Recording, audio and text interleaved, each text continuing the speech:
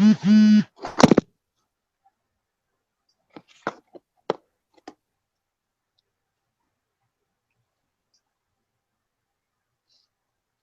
it's live now. Let me see something.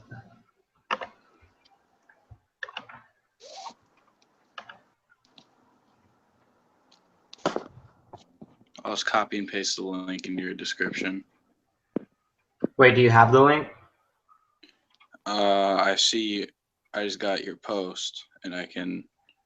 Oh yeah, maybe you can. Yeah. Copy and paste it.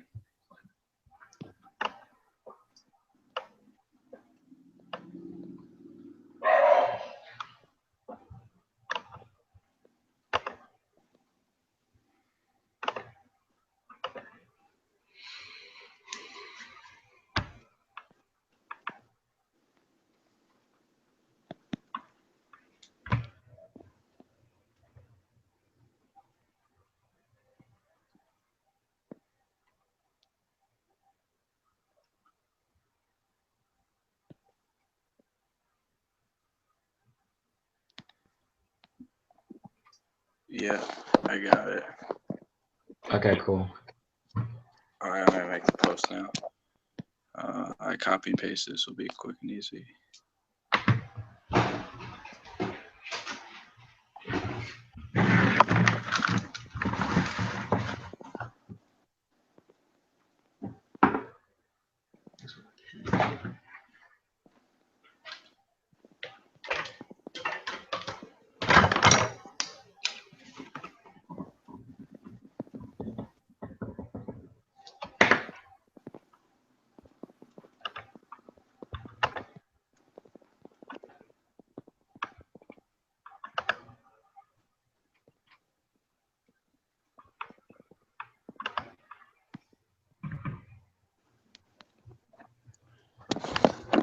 I got myself a nice little project for the night. Got a hawk with East Coast. I believe it's black. I haven't strung up a hawk yet, believe it or not. I mean, I don't even like them that much. I think they're too soft because they kind of flex. I think they flex the sides too much. But I don't know how. Somehow I wound up a 3.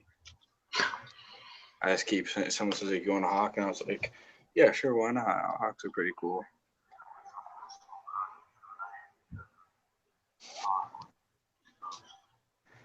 I told people to comment some questions below they'd like to see discussed. Yeah, I got a few like points we can talk about. I did game 6, West Coast lacrosse, traditional stringing, high performance mesh, and then I did face-offs. Good few topics. So, yeah.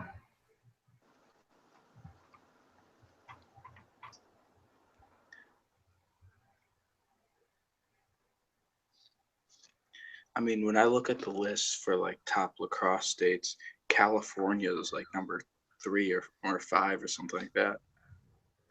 Dang. Normally it was like New York, Maryland, then Massachusetts or Connecticut, and then Virginia, sometimes Pennsylvania, California thrown in there, and then one of the Carolinas. I forget which one. Yeah, probably north. I mean, like, there's like Duke and then Chapel Hill. Yeah. And then there's High Point. So. Just speaking Division 1 now. What does TFT mean? What was that? What does TFT mean? I don't know what that is. Was that on my page? What? Someone just commented on my picture in all caps. I'll check. I have no idea what that is.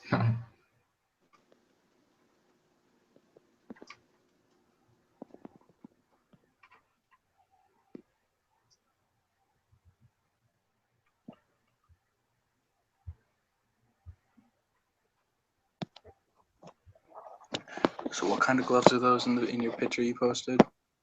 Oh, those are just my Recon Pros. They're alright. Yeah, they're alright. I'm thinking about picking up a different pair though. They're starting to rip in the thumbs or whatever, so Yeah, my regulator's ripped. yeah. I'm actually buying a pair of used assault gloves off Pocket Power Lax tomorrow morning. Pocket Parallax, what is that like sideline swap? No, it's over Instagram. It's on his website. Hey Oh. guys. Oh hey, Jax. Hey man, what's up? That he's alive. Hey, what time is it over there? It's only 6. Dang. We're gonna be going to bed, and you're just gonna be getting your night started. Yeah. Jaxon, you'll be proud of me. What'd you do? Ooh, a hawk. Did you Yeah, get another? Maybe. How much did you get it for? What? 60. The kid needed money to like pay for an iPhone 6 or something like that, and he's like, "I'll sell it to you for $60. I need it." So I was like, "Okay." Yeah, that's a good deal. It's Yeah. brand new. Oh yeah, that's really good. Yeah, I have one of the headlock things, and you can pull out the little stopper that's in the Epic buttons. So I pulled this out because this just like slid out one day when I pulled my head out, and it's just like a little piece of foam, and I think they dip it in something, and it like hardens it because this is still foam. It just looks like it's like a harder bit of plastic. So I'm trying to put this headlock in, but I gotta shave it down a lot. That's what I'm working on right now because this thing, the holes in it are just drilled out. Oh Like they're yeah. way too big. All right. I mean, like, I guess we're good to go then. Yeah. All right. So, First topic. Yeah.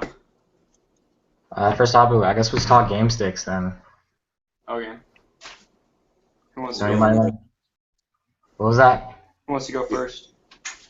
Um, You don't even need to go, Jaxon. We know what yours is. yeah. Yeah. Alright.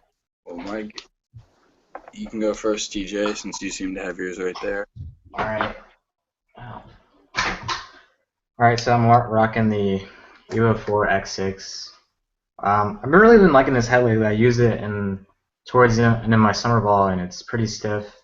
I play midfield if you guys didn't know, and I like the face shape of it. It's kind of weird though, but like with a ball, the retention is pretty good, as you can see. Strings up all right. I did a review on this head, so it's all right. Strings up pretty easily. Like I said, I took a few face offs with it. It was a bit too stiff though, and then so I'm using the East Coast Hero Mesh lately. How are you liking that? My first experience with that was it felt too elastic, and I felt that as soon as like I got to use it for a while, because like a rubber band, if you stretch it a lot, it's gonna stay stretched. After Yeah. that bag out, have you had that experience at all? I mean, it doesn't feel super elasticy. Like a few days ago, I got some of that Ninja Sensei mesh, and this feels like plastic. Like it's weird. It's very similar to 5X though. Yeah, it is. Yeah. Got that same cool feeling material, if you know what I'm talking about. It's like really soft and everything. Yeah. I don't know. I guess it has to do with how thin it is, but it is pretty thin. The Yeah. 5X is, I think, a little bit thinner though. But Really thin. That's why they're having the problem of not bagging. yeah, It'll be there soon. true. And then for the shaft, I'm rocking that Laxon prototype. I think it's been pretty sweet so far. I wish it had a little bit more grip though, but the Yeah. extra length is cool. What was that? The white one will have like a great grip, I think, but I think they're gonna do that for if they like come out with them, they're gonna make the black ones have a grit grip. Yeah. Gritty feel. I like the grip, but since I put with my shorties, I like to just have tape at the bottom and the top, so it doesn't really make too big of a difference for me. Yeah, I mean, but other than that, it's pretty cool. I like how it's hollow or whatever. I think that's Yeah. pretty cool. Because It's like so most of sturdy. these, what was that? It's so sturdy. Yeah. And like most of these are like they're filled with graphite or whatever, but I think it's pretty cool. And then just got a little bit of tape going down. I always do a zigzag. Yeah, double candy cane zigzag. Yeah. And then I'm going back to buttons, so that's really my game stick. All right, Yeah. nice. You want to go next, Tom? Yeah. Well, I just kind of picked my game stick out just recently. I'm still in between a few, but what I've settled on for if I play LSM is a metric U with a traditional. It's breaking in pretty nicely with my carbon fiber Lion M4 carbon shaft. It has a nice balance to it, which is why I picked this setup. It's not unbalanced like my gate, because I have my back in the corner over there. Oh, where is it? Like, yeah, it It's just over gets there. us too light, and it feels like My top my of- Revo. Exactly. With my Revo, I'm not feeling it too much. But if I play down D, I'm going to be using my Ripwood shaft with my Revo 3. Gotta lay the lumber. Lay the Yeah, lumber, just break. I have a friend that uses a band shaft, and that thing, like, he can't hit like fast, and he's not very big, but when he hits like you once, it hurts so much. Yeah, Just wood is wood is no joke. No, it isn't. Yeah. I'll go to my game real quick. So it's kind of taken down right now because I'm trying to fit up the headlock in there. But the head, Yeah. everybody knows the Hawk 382. This is my second one. Haven't broken it yet, so it's doing good. It's not too flexible, probably too flexible for Tom, but it's still pretty good right now. It's got like my signature. This is like the pocket I came up with, and it's just been great. This is like a season and a half old, and it's still Damn. performing like new. So haven't changed anything on it, not even like sidewall. Actually, no, I did change the sidewall once. It's almost, I don't know if you can see it on there. It's kind of going through a little bit. I feel like you'd like Jaxon. I feel like you'd like High Strong's HSL pocket. On his Hawk? Just in all the sticks. Oh, yeah. I mean, every it depends on the stick or like the head, but I know what you mean. I like a lot of his. They're well done. So, Yeah. and then I just use the Dragonfly, and then I also have my box gamer too, which is gold centric, white 2S. I've been really loving this head, honestly. This is probably like my number 2 head right now, under the Hawk. It's really durable and it's nice and stiff. It's stiffer than my Hawk, and I like it's nice and wide so that I can like snag passes easier in box. And then I've got the Lax prototype with their butt end. So it's been doing good. I whack kids really hard with this, and there's not a single I think there's actually one scratch on it, and that's it. I think that was just from travel. Oh, speaking of shorties, I have a gamer shorty also. It's a C12 Selly with a Surgeon 500 head. That's a good setup. That's 2X. I just picked 2X over 2S because I like the little extra consistency because my stick skills aren't, up to par or that good. So I need all the consistency I can get. Yeah, I feel you. That's how I am in box, but I mean, I've been looking at. Did you guys see? You both saw the post that Laxroom did about the goalies in both games, like how much room you have. No, I saw something about it. But do you know what I'm talking about? How it's just like there's so much more room in field after you've played like a couple games of box. Like I've only done I think I've only been there for 3 of the 5 games they've had, and it's just so much more room in field when you look at it from a box standpoint. Because I score with like that much room in the goal, and like it'll like bounce off his leg, bounce off the post, and go in. And in field, you can just look at that goal, and there's like 1.5 feet of space. It's ridiculous. Like you just look at it like, how do you ever miss a shot?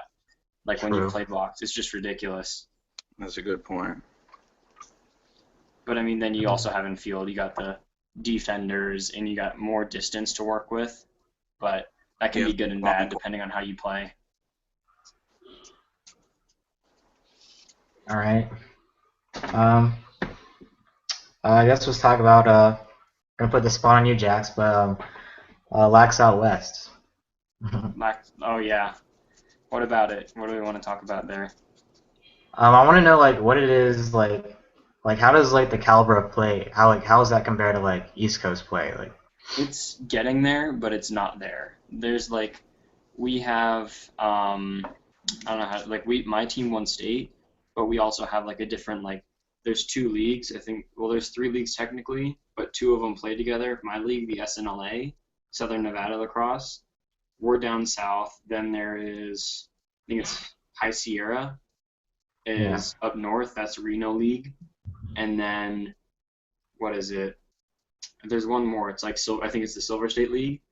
There's four teams that are in that, and they all wanted to go there because they didn't like how our league was run.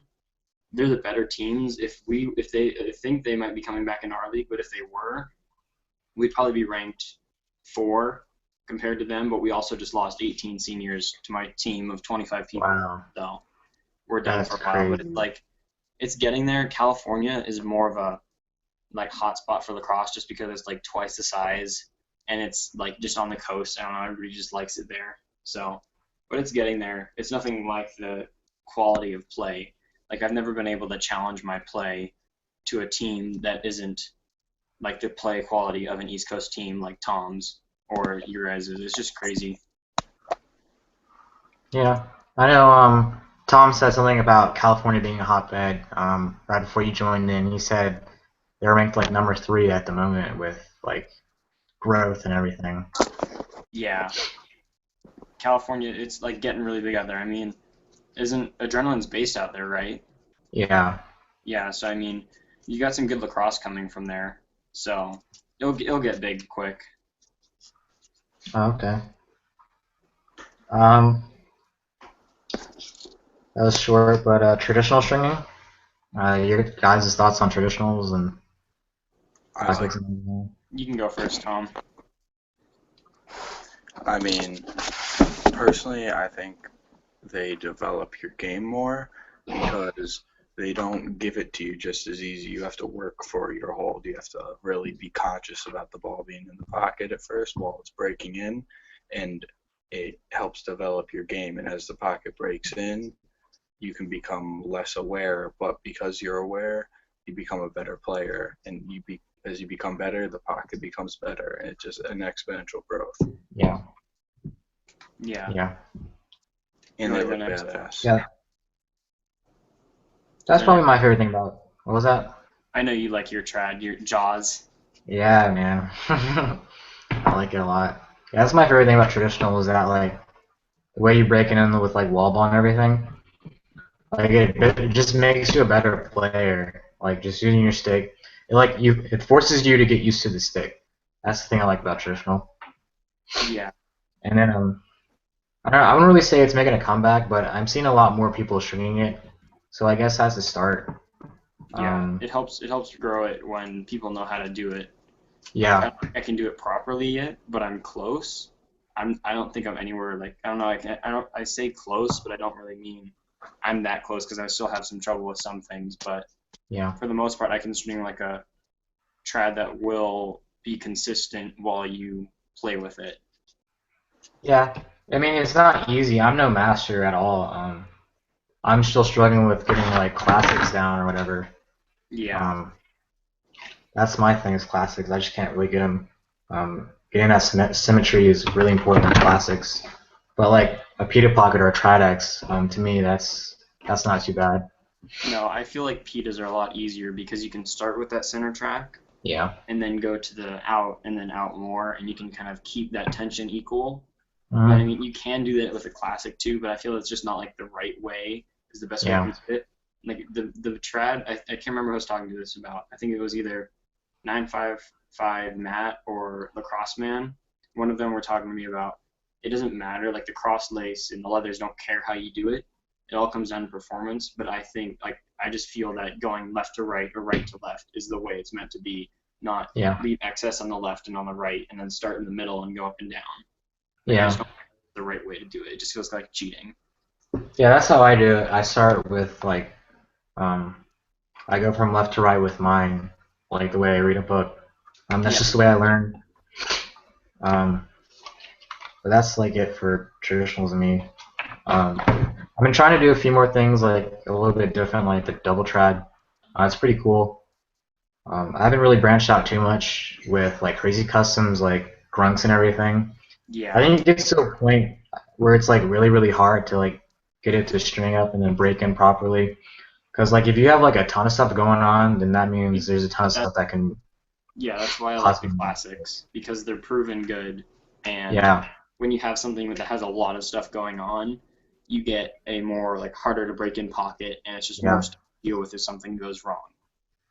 yeah. It just makes it a little bit tougher. But I Yeah, mean, like, with my trads, I'm let me see. I got this one. I'm still working on it. The one thing that like bugs me is that I can't figure out how to get it. So you know how most like the trads, everything will stay the same. Like if you do them right, all the diamonds are all the same. yeah, But with mine, I have the tendency of I pull the leathers in too close, I think is what happens, and then these diamonds, these back diamonds shrink, and then these hmm top ones are like mostly consistent for the most part. So I need to work on just keeping this away from, uh, excuse me, everything like in general, just to kind of keep them all spread out equally distanced, which is yeah, like that's the one thing I'm still working on. But Oh, yeah. Like it on could. paper, it sounds pretty simple, but really when you do it up, it's like it's a lot harder than oh, people will it think. is. But then there's that, which is probably one of my better. That was my second to last trad I strung a while ago. And then this one's my hawk. I did it with the hawk pocket. And this one's coming Yeah, out great. But it's that also was just pretty because the sweet. symmetry is so easy to nail with one of these because it's a symmetrical pocket versus the asymmetrical classic. Hmm But I'm liking this. This is going to bag out a little bit more, which I like because I could possibly use it for box too. But hmm I don't like the hawk for shorty too much, just because I'm not a fan of super high pockets with my shorty. Just like my centric, I keep it really like a nice mid, and then it can shift around. But I like to stay mid because then if I'm up here or like if I'm in a mid, I can shift down lower and I get more control and more feel when I go through in one hand or something. So that's just kind of like a me thing, but Now, overall, Jackson, I'd say classics are probably the hardest thing to master compared to Yeah, like a PETA or something like that. I in, I actually intentionally string some of the diamonds bigger in the middle. As you can see, I did this on purpose. I made these ones bigger and these ones smaller, so when the pocket goes to shift, it won't shift too low because I don't like hmm my pockets to go low for traditionals all that much, and it can shift nice and a ball sit here well. I think yeah, I posted about it one of my first few posts. I strung my optic with a perfectly even one for consistency, and then I strung my hawk with a uneven diamond one meant for extra hold, and that thing had a ton of hold. So yeah. there are different ways to do it. Yeah, I agree. There isn't one way to do this. There's so many different ways everybody can do it, and it all just hmm matters what you're trying to get to. And as Like long as you don't Yeah. use a trady tree. as long as you don't use that. Yeah, it just I don't like those. I mean, it's a good tool for like your first couple, but I mean, I was a guy that learned with the ball and the butter knife trick. I didn't learn any other way. I learned the reason I started was because I was like obsessed with throwing a string, which you guys must know. Yeah. When I first started out, I loved throwing a string, and then I'd get into my first head that started me stringing was their stallion. There was a stallion that I got from him. It was orange, and it was a replica of the what was it? The Scout Pocket, same colorway except for an orange head because my school is blue and orange. And then I was like, hey, I want to get this pocket on the black one with their Renegade mesh that they came out with like the next year. And so then I kind of went from there, and then I saw they came out with the Throne Trad kit, and I was like, oh, I gotta try that. Did my first Trad, came out awful, but Yeah. it like started me going, and then I'm like just getting better. And if I look at my Trads from like, let me see if I can pull it up. It was like from a year ago to today. It's so much better, and it makes you a better player too because you know how to like I don't know. It's like you know how the stick works more. Yeah. I I've only mean, been stringing trads for about a year myself. I tried one sophomore year on Mother's Day, and it came out very odd. And then I had them for a while, and I picked it up about a year ago, and I started getting really into it about a year ago. So I'm about a year Yeah, yeah. I did it. It was I the mean, week of my birthday because I got one for my birthday. One of the Toss Trad kits. Let's see, I'm almost there. It's all the way down at the bottom of my page. This was a progress of it.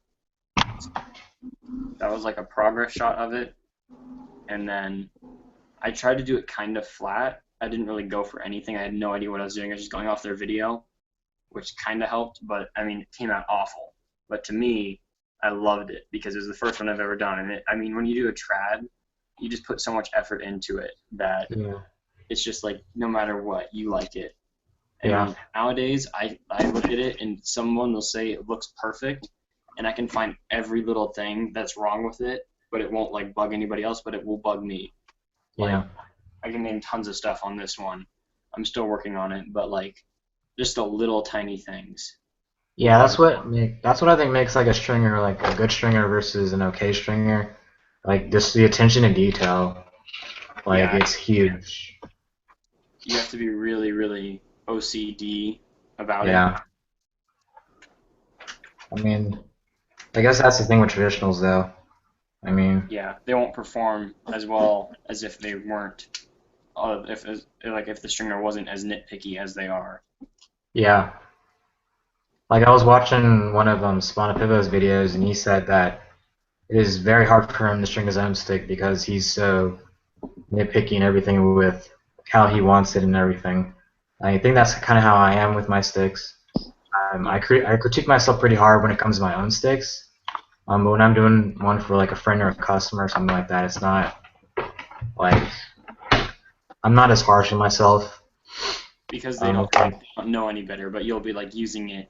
Like I've done that before where I was using a trad and I catch the ball and I look at it and I just notice something. I just notice like a little thing and it just Yeah. bugs me the rest of the time I use it until I fix it.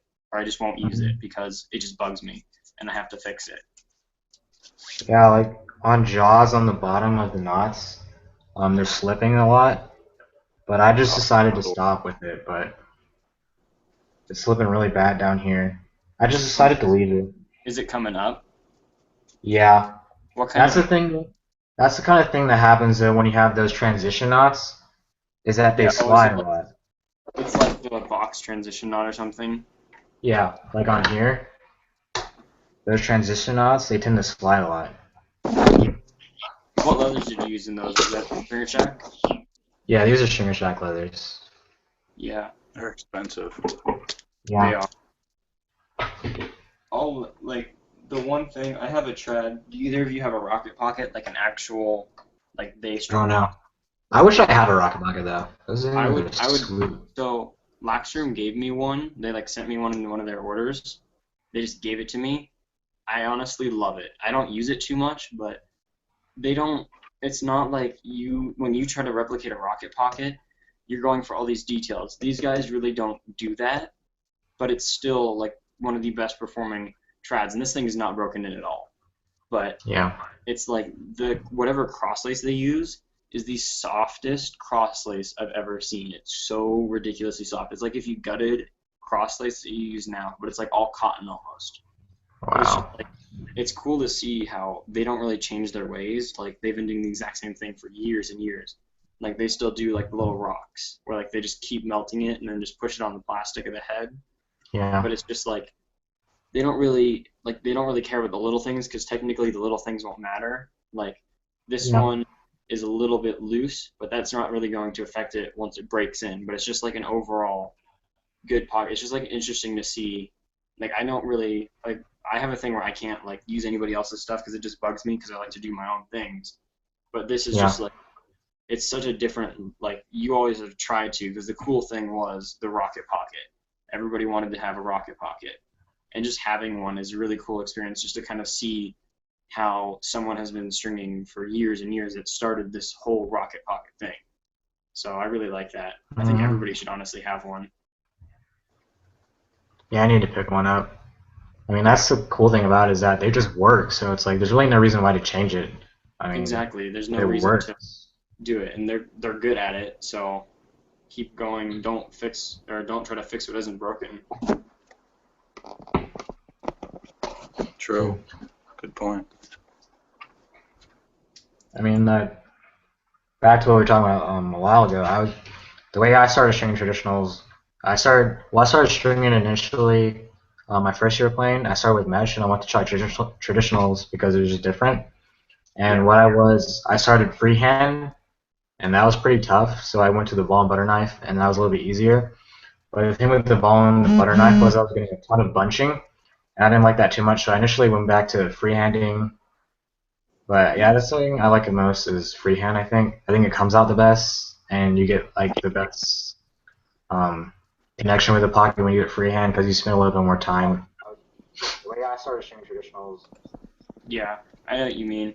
The only reason I don't use a traditional for my gamer is because the requirements I have for this, I've told Tom this before, the requirements I have for this are I'm not even at the skill level to do it yet. Like to have this high of hold and high of a pocket without it bagging out, because this channel is ridiculously tight.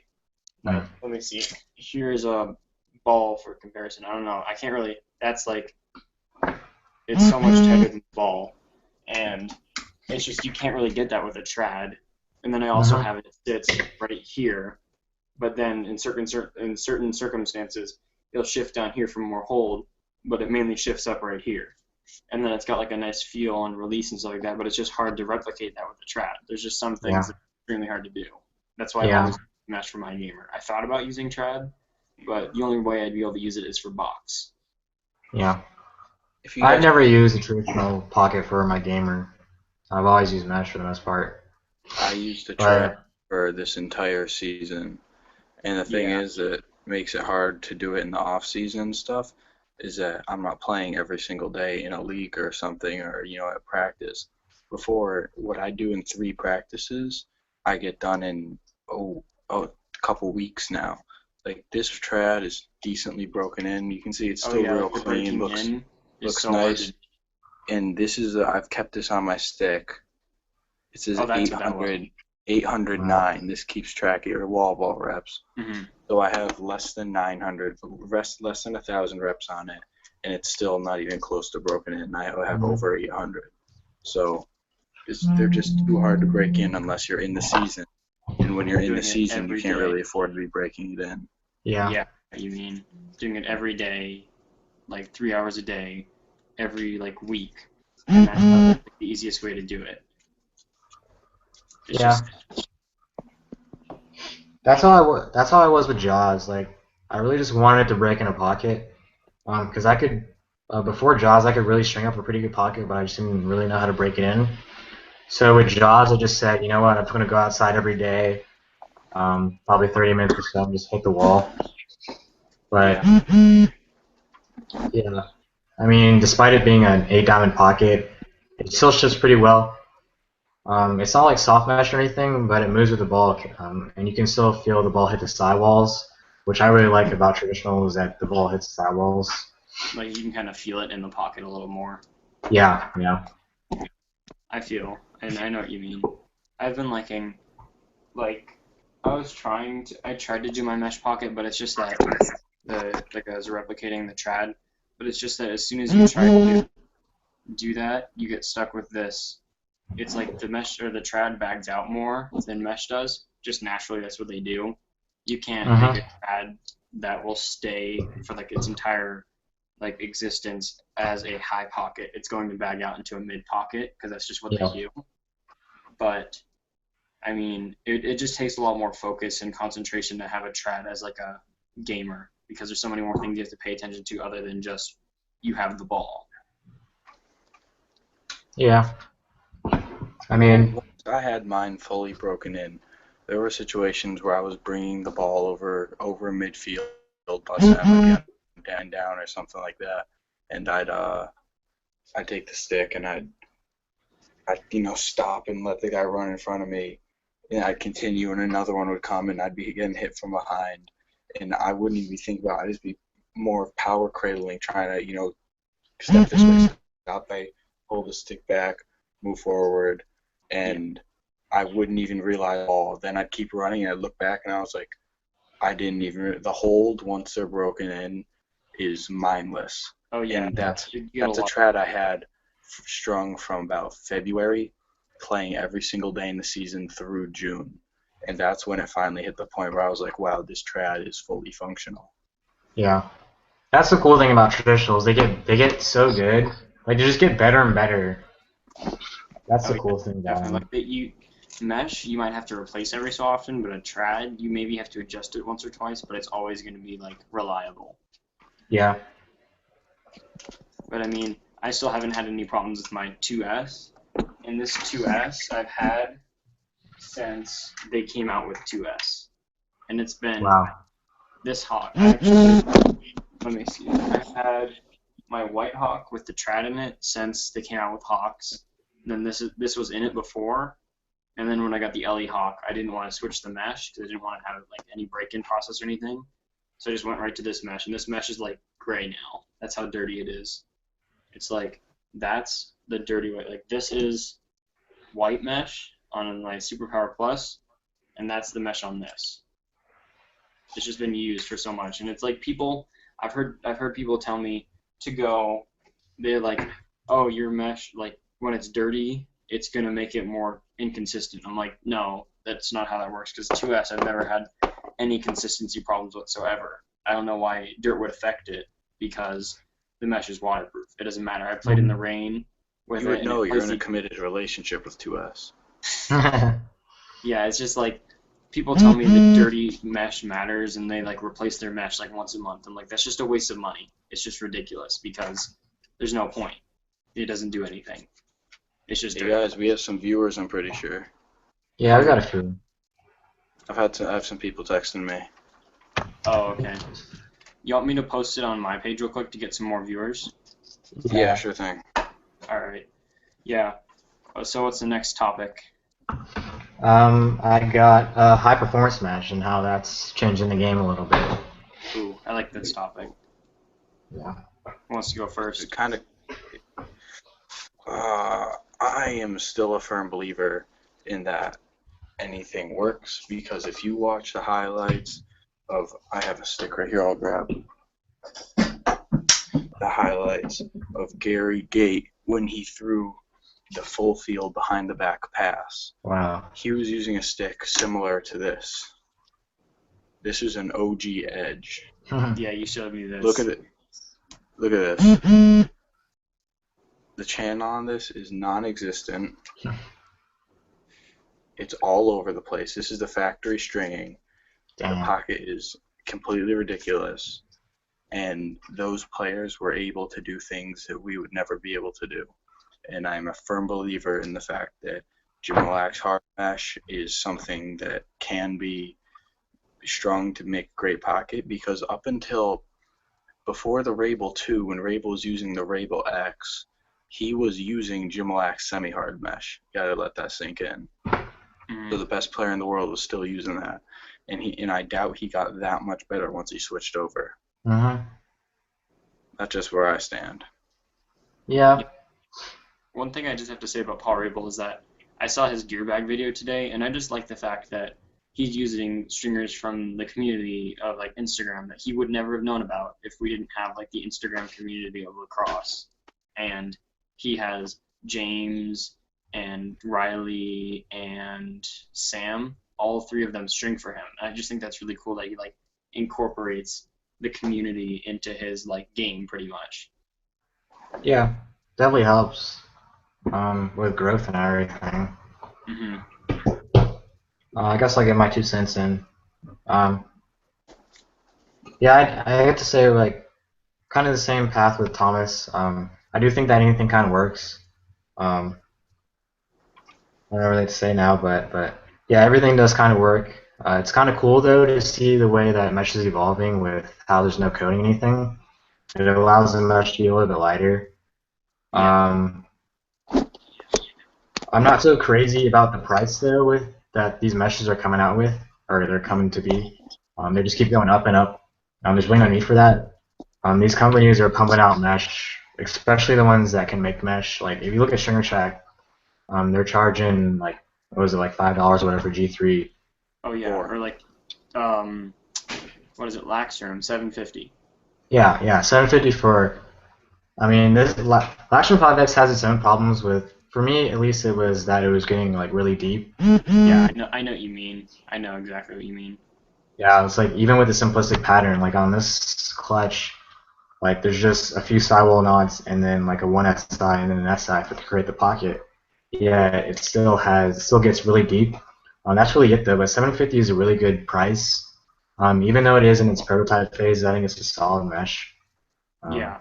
What disappoints me about all forms of performance meshes, I can't name one other than G3 that's made in the US. true, Yeah. true. And G3 isn't even really a performance mesh. It's Yeah, very, it's more like a composite mesh. That's what I mean. yeah. So when you get right down to it, you gotta remember, shrinking, they're not even weaving their own mesh. They're buying it overseas. Yeah, Yeah.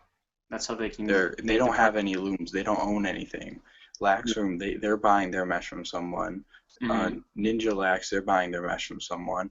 Everyone is, and until one of them starts bringing it over here, working on it themselves, like Stringer Shack might not make the very best product, but at least they're doing it themselves, trying to find out what's best way, instead of yeah. having some Chinese factory overseas make it.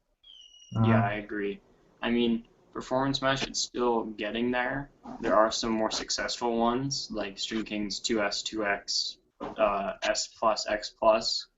Otter, I don't know. My experience with Otter is been decent. I have a optic I'm selling. Yeah, a kid bought it, but it's it strings up fine, but it's just so soft that eventually it might bag out. I'm not sure, but I haven't used Otter too much. It's just so expensive. It's ridiculous how much it yeah, costs.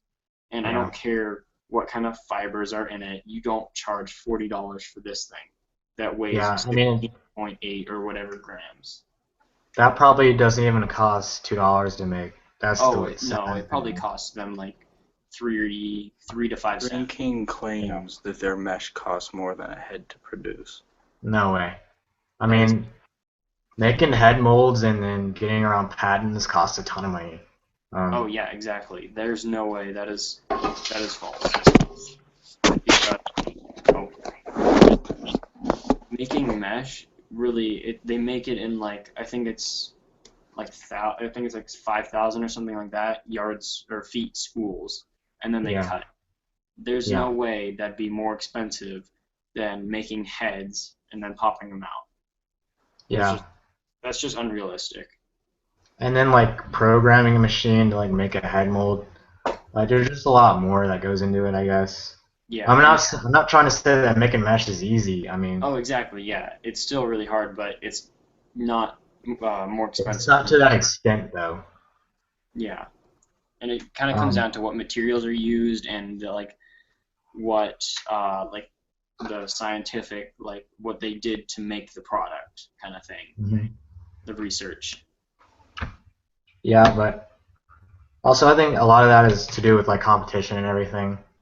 Um, I think one sad thing about it is that a lot of these younger players think that it's going to make them a better player. Oh, I get that Um, all the time. Where kids will be like, Not the "I have Ty case. Thompson's pocket because he just scored 6 goals, and I want to score 6 goals in my next game." And I have to explain to Mhm. him that that's not actually going to make you play like that. Like that's why the one thing that I don't like to do. Well, there's two things. One is patterns. Everybody knows that Mhm. I hate patterns. I Yeah, don't use them.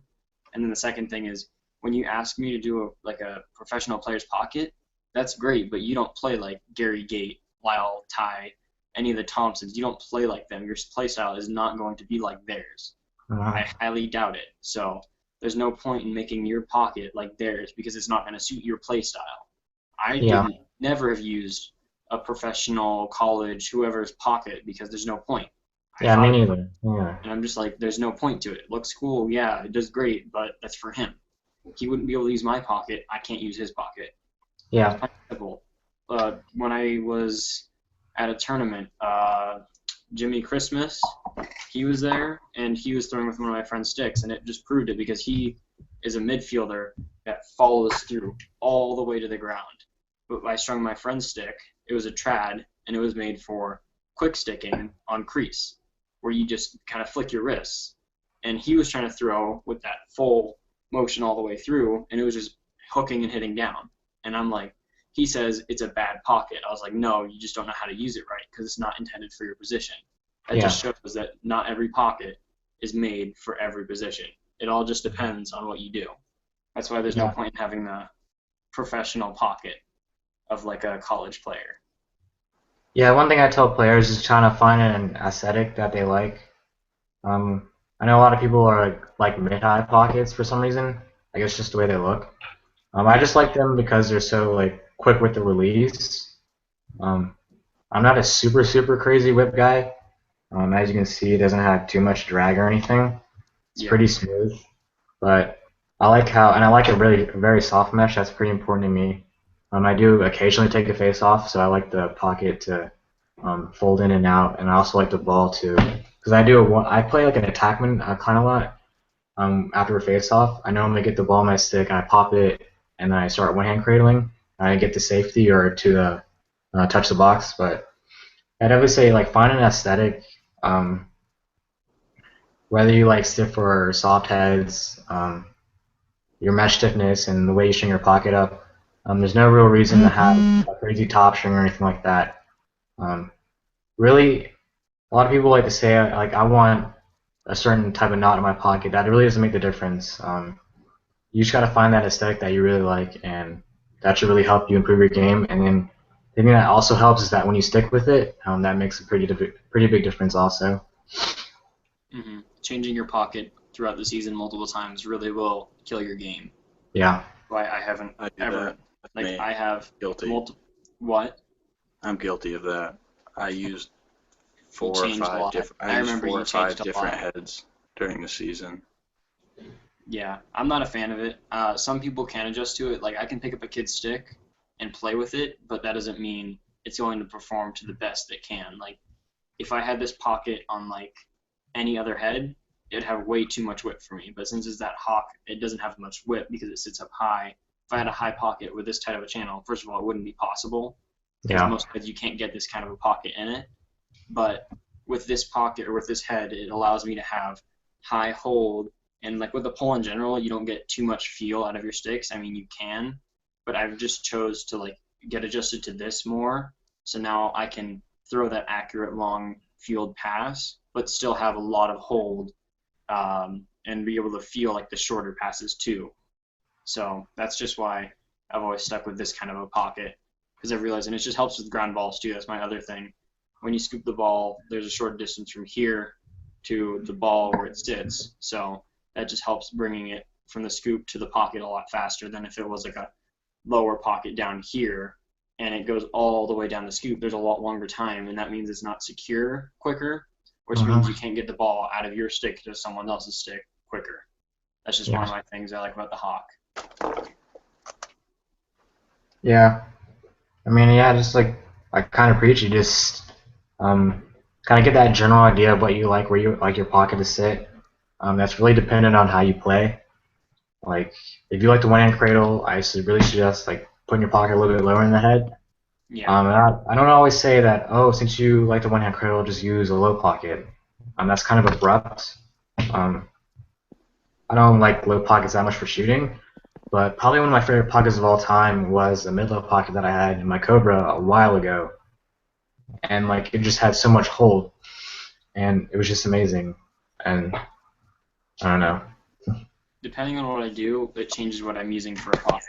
Like pull, I would recommend a higher pocket just because ground balls basically. Yeah. It makes your stick a vacuum. But then, depending on your position, what you like to do, like I'll have kids come to me and just say, I don't know what kind of pocket I want, but this is what I do. And you can tell them if they're a wing that likes to play defense more and hold on to the ball more, you can adjust that pocket. If they don't like as much whip, you can do that. So you'll say a mid that can shift down a little bit lower so that when you bring the ball down the field, you have more feel to the ball and you can hold on to it a little better. Yeah. I don't like to push too far into like position-specific pockets. Yeah, because everyone has their different play style. Everybody plays it a little bit different. Everybody's stick is a little bit different. Yeah, that's really it though. I guess we can get into another topic. New head technology and the new Warrior Fresh versus Dead. Ooh. You want to go I'll first, take Tom? a back seat on that because I'm not too knowledgeable, so I'll let you guys start off that conversation. All right. DJ? Okay, yeah, well, I'm kind of a gearhead. I like getting sticks. It always makes me happy trying to see like how it's going to change. But I do think a lot of the technology coming out is kind of gimmicky. Like when I did my head comparison between the SYM rail technology and then the SYM rail twist, there really was no difference. Um, it's just an easy way for a company to add on like an extra $5 or $10 when really there's no reason to. Yeah, Um, I agree. There's lots of gimmicks, so sorry, just had to turn on my light real quick. But I agree. There's lots of gimmicks out there. Some yeah, things Yeah, do like work. the hawk. Everything about the hawk and this whole no offset thing, it's a complete gimmick and it's Oh awful. yeah, You I you completely shouldn't agree. play It's with a hawk. not offset. There's there's offset to it, and I don't I'm know. kidding, I get it. I knew he'd hop right on it. He'd be like, no, I know, it's right. But there's some things that work, like the C channel and the Superpower Plus. It's more like, think of it as like an I-beam. In a building, they don't just stick a straight block of metal. They yeah, stick an I-beam because the I-beam weighs less, but it still has more strength because it has that center pillar going down with the two sides. This is the same kind of thinking behind it because now you've got a flat piece right on the inside, and then you've got these two little sides right here that keep this very stiff, and it does. It's a very stiff head for yeah, compared to old Superpower. But then yeah, and same with the centric, how they have all of the rail cut out. cutouts. Yeah. It does add to the stiffness. Mhm. And it That's also decreases the weight too, which is Yeah, nice. exactly, which is a huge thing for some people. Personally, Yeah, I don't mind the weight that much because as a pole going to a shorty, I mean everything's lighter than a pole, so I care about the pole weight. That's why I like using the C60 compared to my old Crypto Pro Diamond because that was a heavy stick, even though it was durable. But I still take durability over weight all day. I mean, people have different experiences with things. Like I've had friends just break gate ices like nothing, but then Tom's teammates use gate ices as poles and they don't Our break. entire defense uses them. It's kind of badass. We all use silver shafts with Mhm. white heads. We look pretty cool. Yeah, exactly. But then Oh, we guys, I'm going to take a quick break in all the serious talk and have a little shout out. Hi, Sierra Strings, if you're watching. I was going to post this and use it against you in the sheer team stringing, but I realized this isn't enough. A little trad mesh, that's too easy. It's Mhm. not, looks alright, but I'm going to really knock your socks off with what I'm going to enter. Good luck, bud. oh yeah, good luck. Alright, you guys can resume your head technology talk. I just saw it sitting up there and had to say something. Yeah. um, so like whenever I'm watching lacrosse on TV, I always see um, a lot of guys using like really really high end heads, and then there's always guys using like the old school heads like the Edge and then the OG Superpower. Um, I think those heads just work. Um, Oh it yeah, I just agree. goes to show that like a basic offset like the Edge, and then enough stringing holes to string any pocket you really want, and that's really like all you need for a head. The edge isn't too heavy, it's not too light. That's one of the cool things about this head, and it's old. It just works. I've strung a couple for kids. It's a great head, like all around. I mean, companies can always improve on what they've made before, but it's still a good head. Does it just because it Yeah, can be better doesn't mean it's bad. Just like Superpower, love it. It's a great head. Superpower Plus, also a great. Both of them, I think, in my mind, are basically equally great. For some yeah. instances, they're better than others. But I mean, I had my entire. Let me see. I think I had 3 or 4 poles on my team that use superpowers, and it's like it's not super stiff, but it's still like a good all-around head. That's what I love about it. It's just a great. There's like nothing it's bad at really. I mean, face-offs great. People use it for defense, offense, attack, midi, everything. Yeah, like even like the Evo X, that's a pretty old head. Can Yeah, be tough to swing though, but it's just a solid head, like fixed sidewall beams and everything. yeah, Um, and but yeah, that's really it though. Um, I do think a lot of the new technology is kind of gimmicky though, unfortunately. But yeah. I mean, business is business though. So Like Rabel 2 I mean, it's stiffer, but I don't really attribute that to the twist in the sidewall. Maybe a little bit, but I mean, it's probably just the different plastic because before they're like whatever plastic they use, I couldn't stand the Rabels, just the original Rabel. It's just, I Uh-huh. didn't like them at all just because if you got the double shot ones, they would peel up. Like I had a friend using it for Yeah. face, and it was like a green and black one with like the white in the middle. And this part right here with the green, it was peeling up and off. Like you could pull it off the head if you wanted to. And it was just not a very good pop or not a very good head.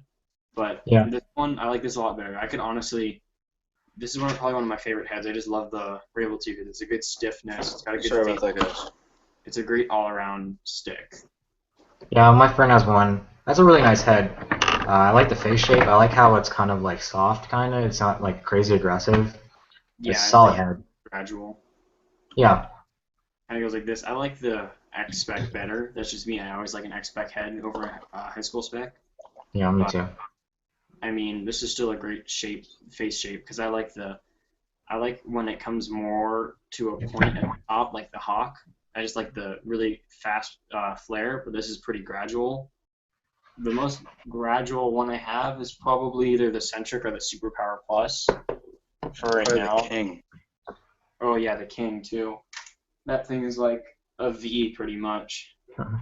It's like that's pretty fast. It's like a really gradual face shape widen. I don't know what you would call that. It just gets wider really slow, but this is an overall pretty good head. I like it.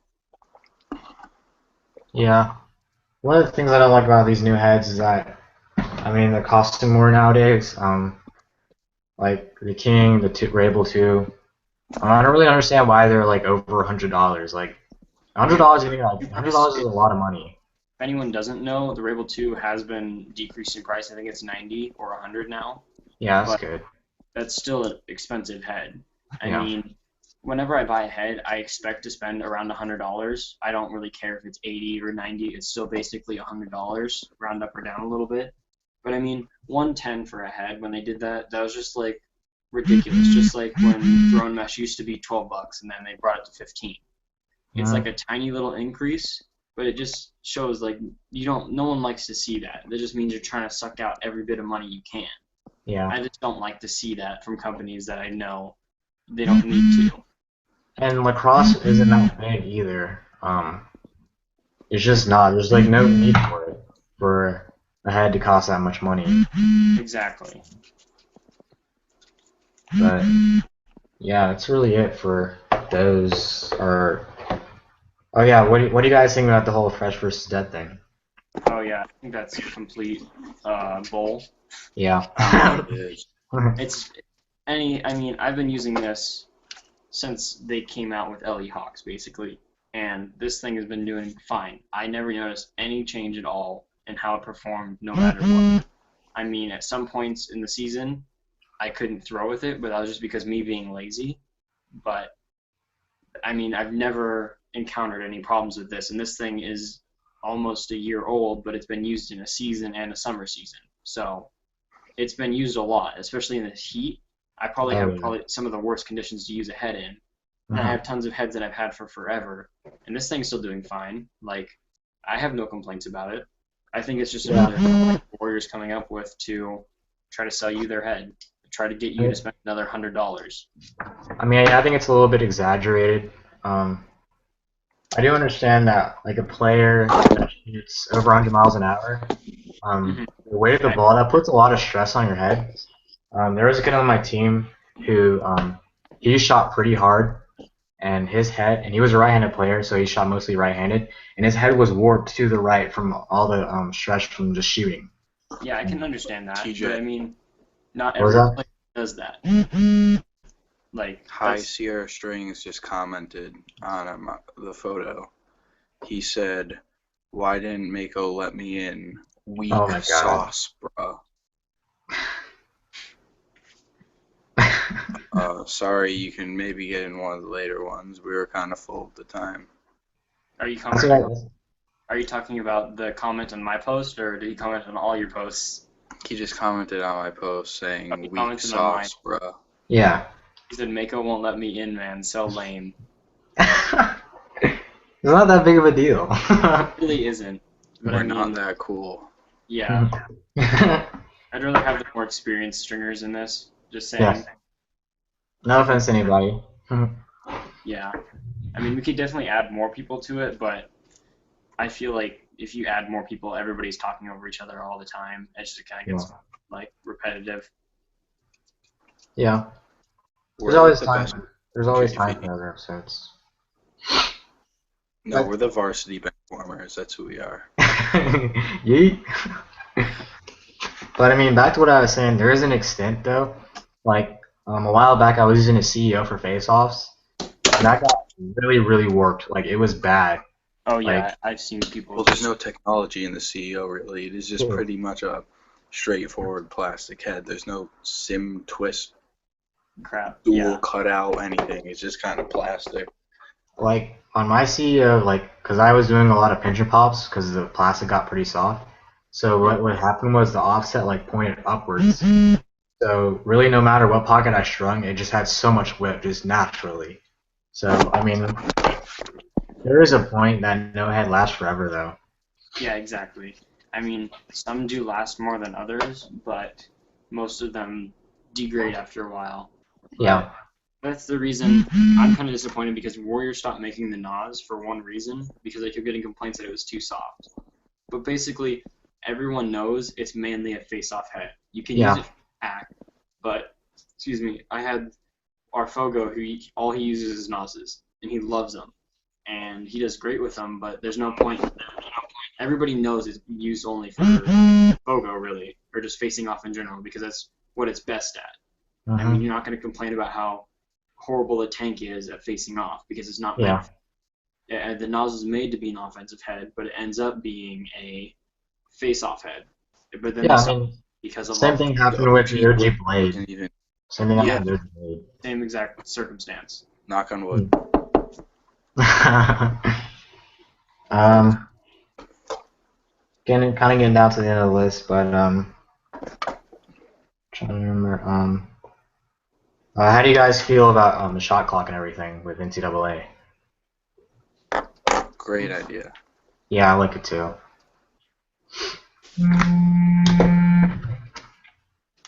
Keeps teams from with high octane offenses from just working the clock and just getting a goal every few minutes and keeping the game down. Really speeds it up. I like it because I've been playing box every week on Sunday, and going from a box game to a field game, there's such a big difference. It's so much slower because it's just like box is just you keep going and going and going.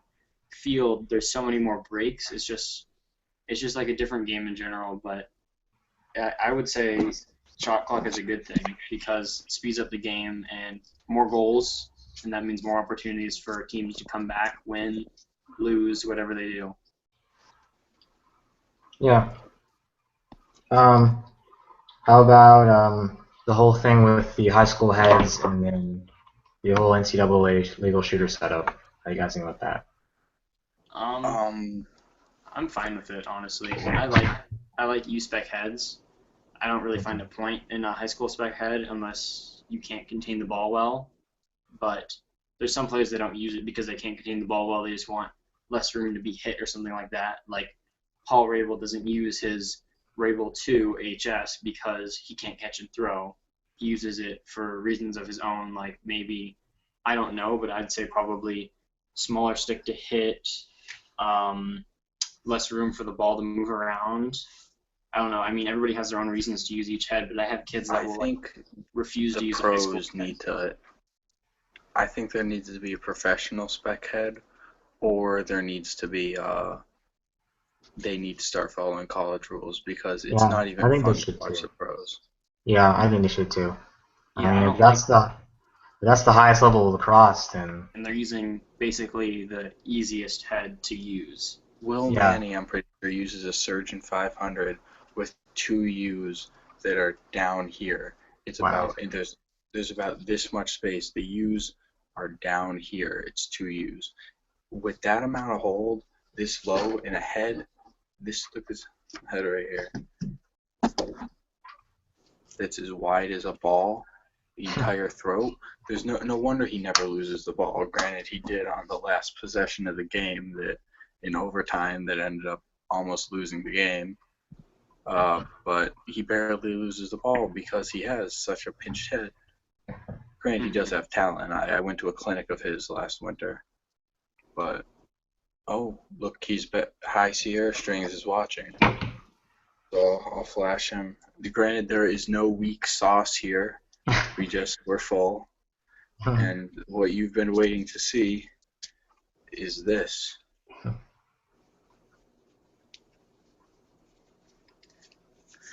Psych, I'm not entering it. I'm stringing something else. The next one's going to be twice as good. Good luck, buddy. Alright. So, yeah, pros need to get their own spec head, or they all need to play with heads that are make it more fun to watch, because watching one guy blow past everyone and never drop the ball until he's triple teamed isn't fun. Yeah, until you like deck him or he doesn't have the stick in his hands. Yeah, basically. I mean, I'm not a huge fan of U's in my stick. I used the U in my stick once, and I didn't like it. It just didn't feel as consistent as like straights or whatever. I've been using straights in my sticks for like the past 3 years, and I've been really liking the consistency. Sure, there's not as much hold, I guess, but I think it's worth it just to try it. Mm-hmm. Yeah, the last time I used a U was in middle school. Yeah. I just never found a use for it. I mean, as soon as I got into high school and I heard, are they still following through with the no U's in high school now? Yeah, I think so. Because I'm pretty sure they are in my state, but as soon as I heard that, I heard that I think it was sophomore year is when they announced it for me.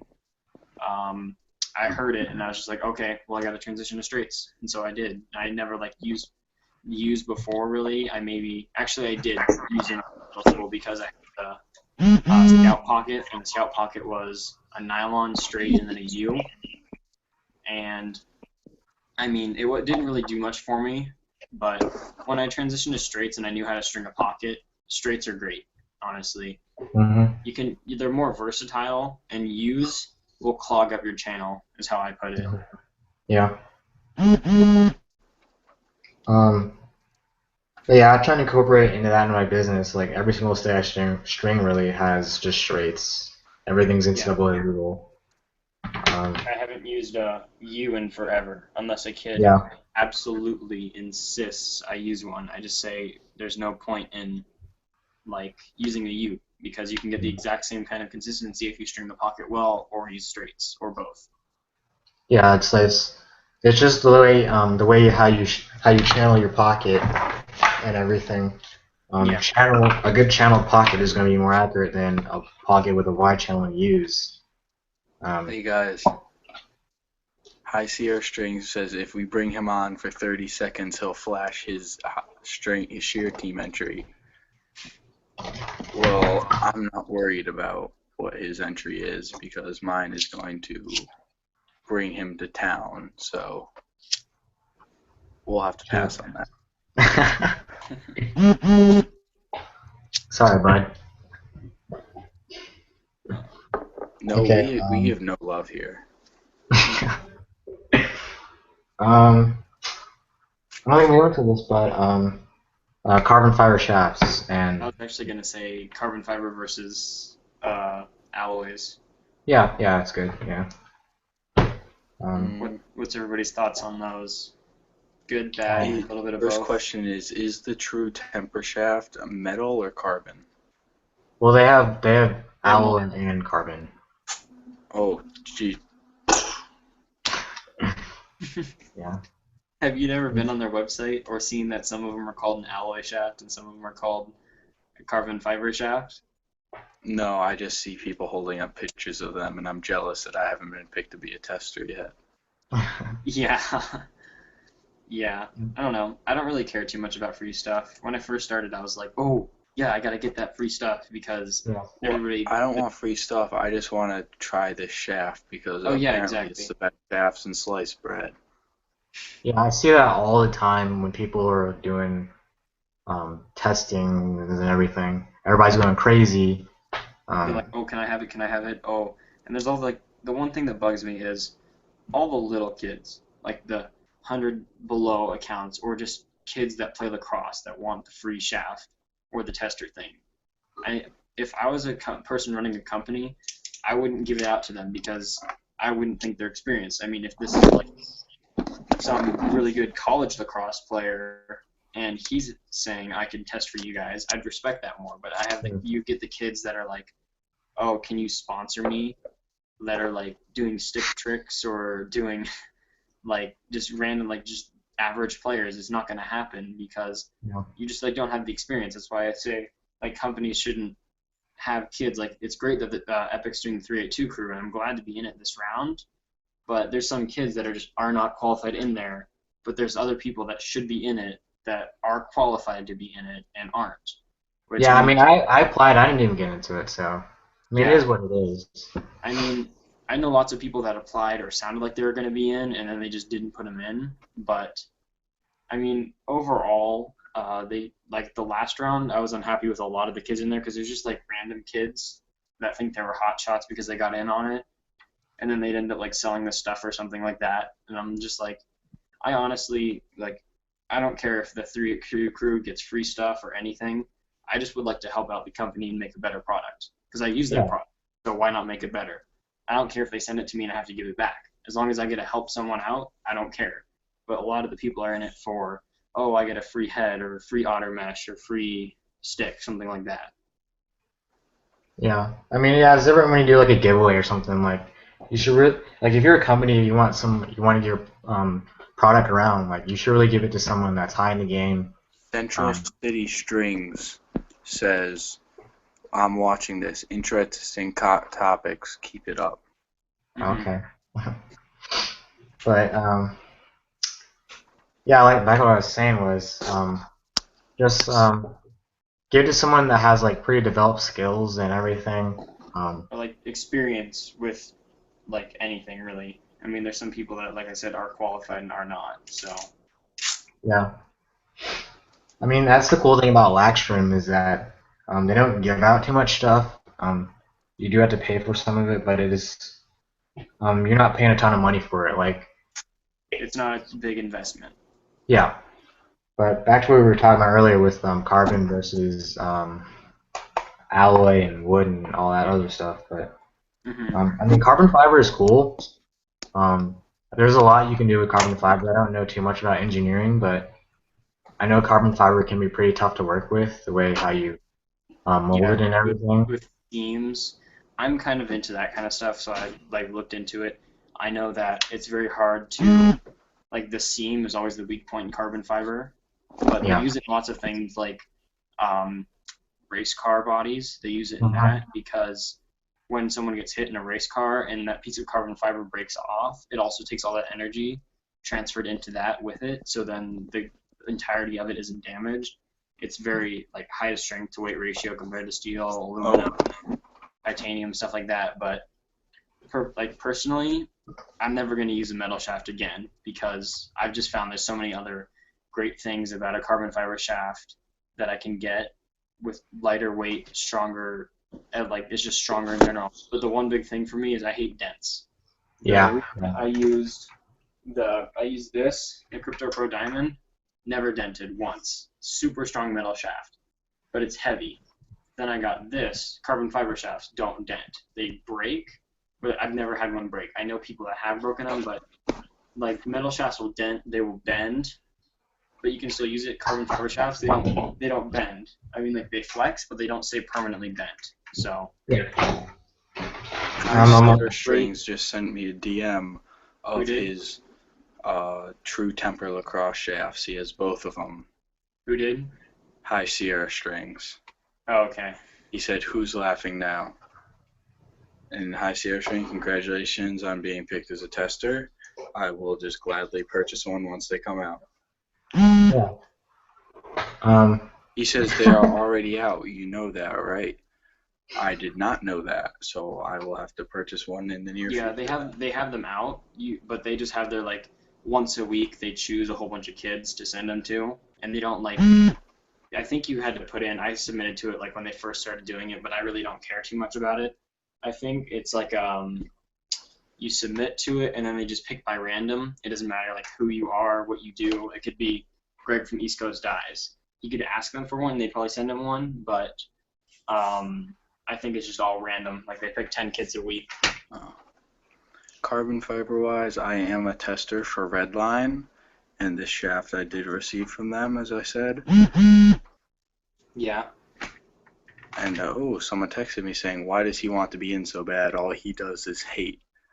Shots fired. This war is going. This is too much for me to handle at this hour of night. This is difficult. But yeah, I have my own collection of tests I receive from companies such as this C12 Sally and this Redline, and I love the Redline shafts now. Now that I tried the M4, I definitely wish I tried this one. I like my X32 also. The X32 once I got a non-defective one that didn't have a break in the braid. It was a great shaft. Multiple X32s. Multiple X32s. That have been turned into ball pounders since use. But the most recent one I got is very good strength to it, and I'm very impressed. The flex is completely different. Yeah, and they're definitely picking up their like customer service. Because I remember I emailed them and I never got a response, but now they like talk to people, like especially on their Instagram. They actually like started posting after like 3 years. But yeah, I mean, better late than never. Yeah, I still do like metal shafts. But yeah, I mean, as one of my gamers is an ice and a polar ice, I'm a fan. Yeah, I agree. I mean, I have metal ones, but I don't use them compared to my carbon fiber ones. I see you want to talk about that alpha. Yeah, I mean, alpha's alright. One thing I like about it is that it's so strong and it's so light, though. That's the cool And thing they're about deep. it. Mine does have like a little tiny nick in it, but it's something spectacular. How many games have you used it in? I got this one a while ago. I used it in a ton of games. Oh, really? I've heard. Yeah. I've had my friend who was recommending it to me before I had my Dragonfly. I was just looking around for a carbon fiber shaft. He said that his dented a lot, or not dented, the paint chipped a lot more, but it was a while ago, so they could have changed the paint. But he said it chipped a lot. He's like, if you're worried about that, don't get it. I ended Yeah, I up got a just little chipping on mine. because I knew their quality better. But yeah, that's not much at all. He was showing me his, and his was like 2 years ago or 3 years ago, and it was covered in dents. I'm getting multiple requests to talk about the Stallion 550. How is that? Oh, is that a shaft? Yeah, it's the alloy shaft, right? I'm pretty sure. I've never heard of it, so.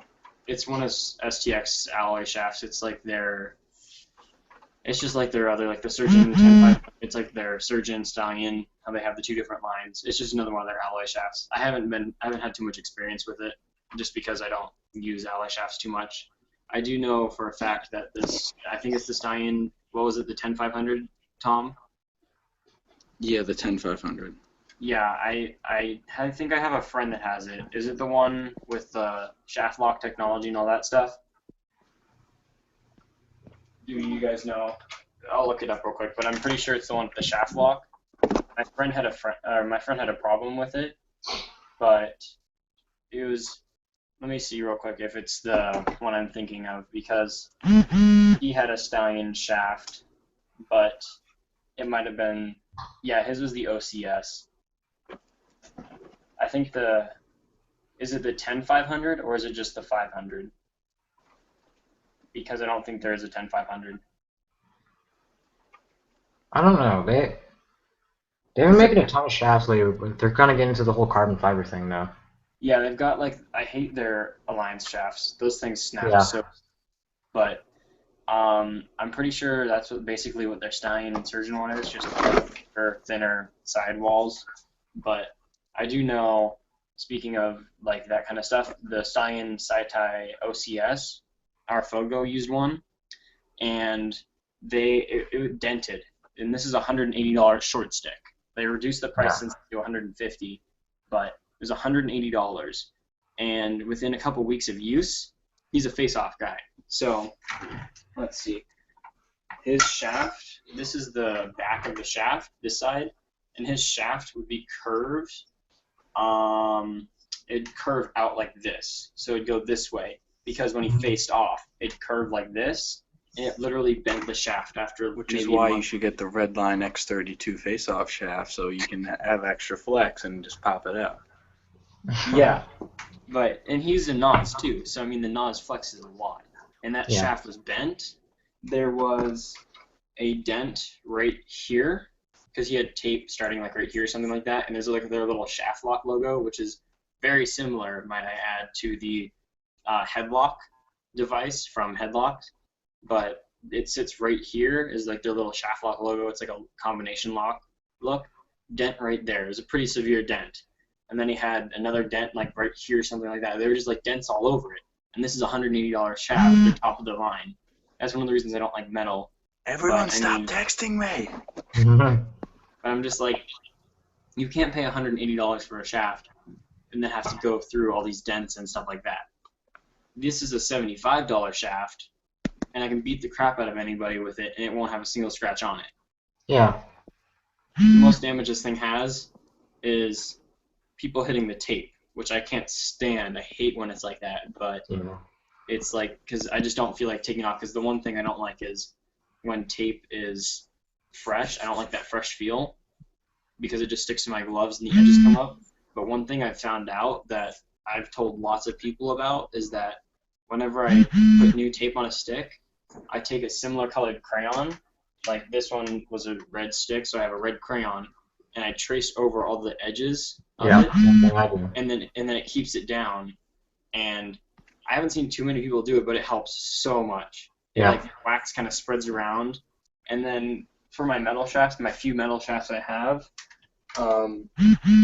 I've made like the beer bottle cap butt ends, and then I'd take like the wax and I'd just go around it, or I'd heat this up with a lighter, and then I'd put it in, and the wax would kind of soak in to this little ring of tape, and then I'd get this nice, like it'd be like an actual solid butt end, and it wouldn't move. And I've had this one on for like 7 months, and it still works great. Yeah. That is ridiculous for a metal shaft. Yeah, like I paid $200 for a Crypto Pro Diamond was $200 for a pole, and I got 2 of them, but then I cut it down because I got the Epic C60, and I cut it down into this. This is probably one of my favorite shorties, even though it's metal. This thing has no graphics on it because it's the bottom half, and it's so like this has been used in 2 years worth of games. You can't even tell. This thing just looks completely brand new.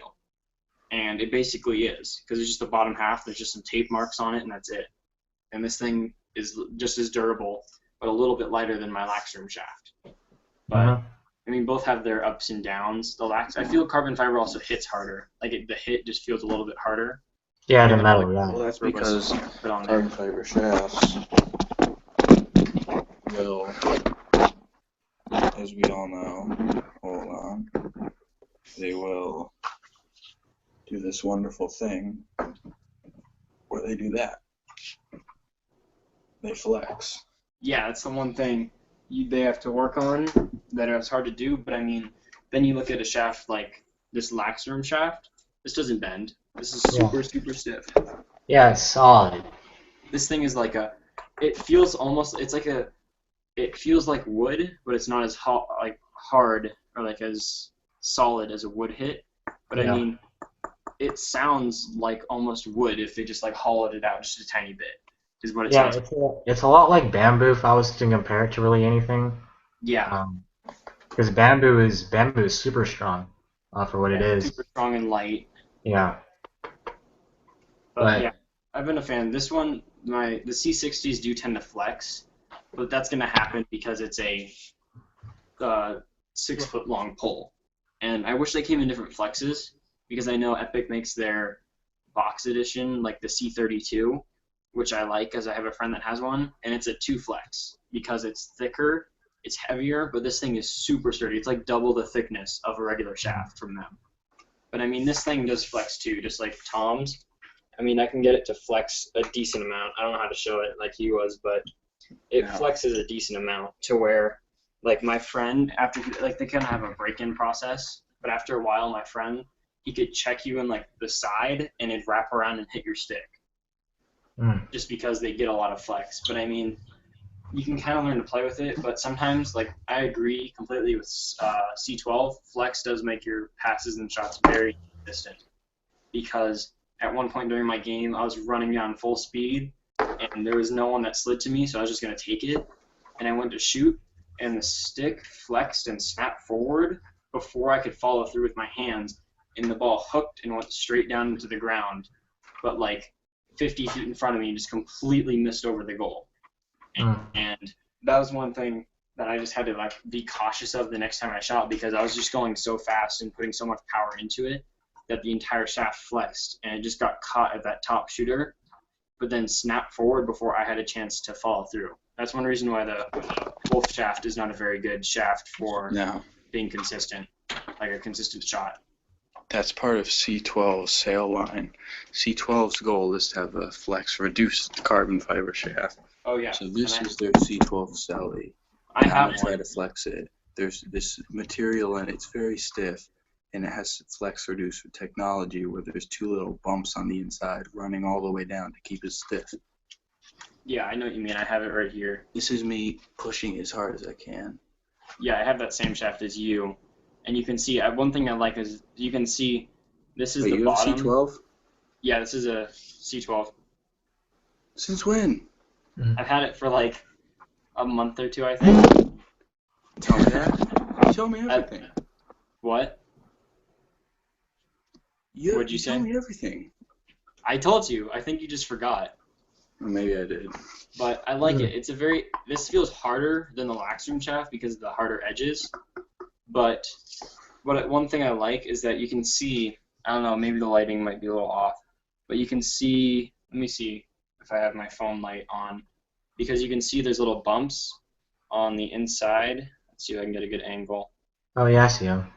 You can see how on the right side of it, like the side closest to my fan, it's got a larger bump, and then the other side has a smaller one, but then the back, which is the bottom, doesn't have any. And now if you take a look at it this way, you play, and this is the outside of your stick where it has that thicker line going down the side. It takes more checks, but this is also sturdier, but that also increases the stiffness of it. And then this side also has it. It's the inside. You're going to get checked a little bit on the inside, but not as much as out here. And the back, you really don't get checked too much right here. If you're going to get checked in the back of the stick, it's usually in the pocket of the head. But this thing, I agree with Tom, this thing is super stiff. I think this is stiffer. I'm trying to flex this with all my weight, and I weigh about 150. Yeah. It will not go. Like, this flexes less than my Laxroom shaft. And my Laxroom, the Laxroom shaft is very, very, very stiff. Yeah. And that's the one thing I like about the C12s or the C12 company and everything that they're doing. I like the stiff shaft. I'm not a huge fan of like a crazy flexy shaft like the Ghost or whatever. Oh yeah, that thing can't stand it anymore. I think that when you have like a stiffer shaft, it's a little bit easier to fine tune your stick because it's not as much. There's not as much play in the stick. So, and I think you're a little bit more accurate because, like I said, you can fine tune it a little bit better. Yeah, definitely. I mean, there's just one less variable to deal with when you play. Yeah, yeah. You don't have to like compensate or kind of guess what's going to happen or what the shaft's going to do. Exactly. The less you have to do, the better. You can just focus on the game more than what you have to adjust to. I think I'm calling it a night, boys. Okay. All right. See you later, Tom. I'll see you later. I'm wiped. I worked noon to 8 today. Yeah, I remember that. Maybe. AF. All right, see you. AF. See you later. All right. So, have any other topics? Yeah, just one more wax mesh and how that's going to happen or how that's going to change in the next couple of years. Yeah. Hold on. Let me see. I have some toss light somewhere real quick. Let me get that. But you can say what you want to say about that. I don't really know. I've never been a huge fan of wax mesh. I have this Lax Wax custom wax mesh. I've never been a really huge fan of it, especially tacky mesh. I don't really like that too much. Yeah. Um, the one thing I do like about wax mesh is that really tacky or not, it strings up pretty easily. Although if you string performance mesh a lot, you will start to notice the differences that you have to adjust to. Like you can't have as tight Yeah, panel. yeah. That's definitely true. Um, but I mean, I guess wax mesh is here to stay for a while. I'm not a huge fan of wax mesh, like I said. It definitely is slowing down though, because performance mesh is definitely taking over the market, I think. Yeah, I definitely like the thing I also like about performance mesh is that there's no coating. Yeah, which With people any like. wax mesh, the coating's gonna eventually wear off. The same thing kind of goes for like a rubber mesh. Yeah, Um, I don't like rubber mesh though. I really don't count that as like an actual succeeding mesh. I mean, Gonzo is I think they're a successful company, but I think it's very gimmicky, very gimmicky, mhm, especially with the preform pocket. I can't stand that because yeah, you can't just put in all one, like you can't just skip every other one all the way down, and that mesh is not going to perform the same as if you strung a pocket well with 2S or whatever you use. That's one thing I don't like about like the rubber mesh. yeah. I mean, it is what it is. I'm Yeah, not a huge fan of rubber mesh either, but it is different. It gives people an option. Um, it does. but, Yeah, you want if you're into that, you can use it. I'm not against it, but I don't prefer it. I wouldn't recommend it. yeah. I'm not like a huge like these whole wax mesh companies on Instagram. I'm not a huge fan of that either. No, I don't. Um, There's no point because when I first started out, it was actually last year around the same time when I was thinking about it. I was down out in Carpinteria, California, where I was actually playing some lacrosse with Kai from Coastal Lacrosse down mhm, in Santa Barbara, which is like a 10-minute drive down or up. And I was thinking about making my own wax mesh. And I was getting really into it, thinking about like I was researching beeswax, paraffin, all the different kinds of wax you put in there, surf wax. I actually still have some of the things I might have used, like the surfboard wax. I had mhm. all those different kinds of stuff that you like, the stuff that you rub on your surfboard for like different weather. I got a whole bunch of that stuff and I was getting really into it. But then I thought about it and I was like, would I actually use this in a game? And Yeah, I was like, no, because I have 2S and 2S is my go-to for any problem I have mesh. And that stuff is extremely consistent. Why would I want to change what isn't broken? And so then I was just like, there's no point. Why would I do it? I wouldn't use it. I wouldn't want to recommend it to anybody else because I know that isn't going to be the best thing they can use. I don't give someone something else is the best they can use for like mhm, what they can do. So that's yeah, just not a fan of like the small wax companies or just like wax mesh in general. Like wax mesh, yeah, how great it is, it can be the best wax mesh on the market.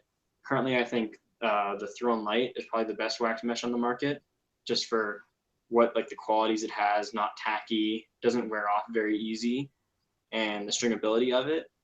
But you can take a half decent performance mesh, and it's still going to be more consistent than that because they don't have the coating. You don't have to get used to it. That's one reason I never have liked the East Coast mesh because I used it once in a Stallion 3 years ago. Is some purple mesh.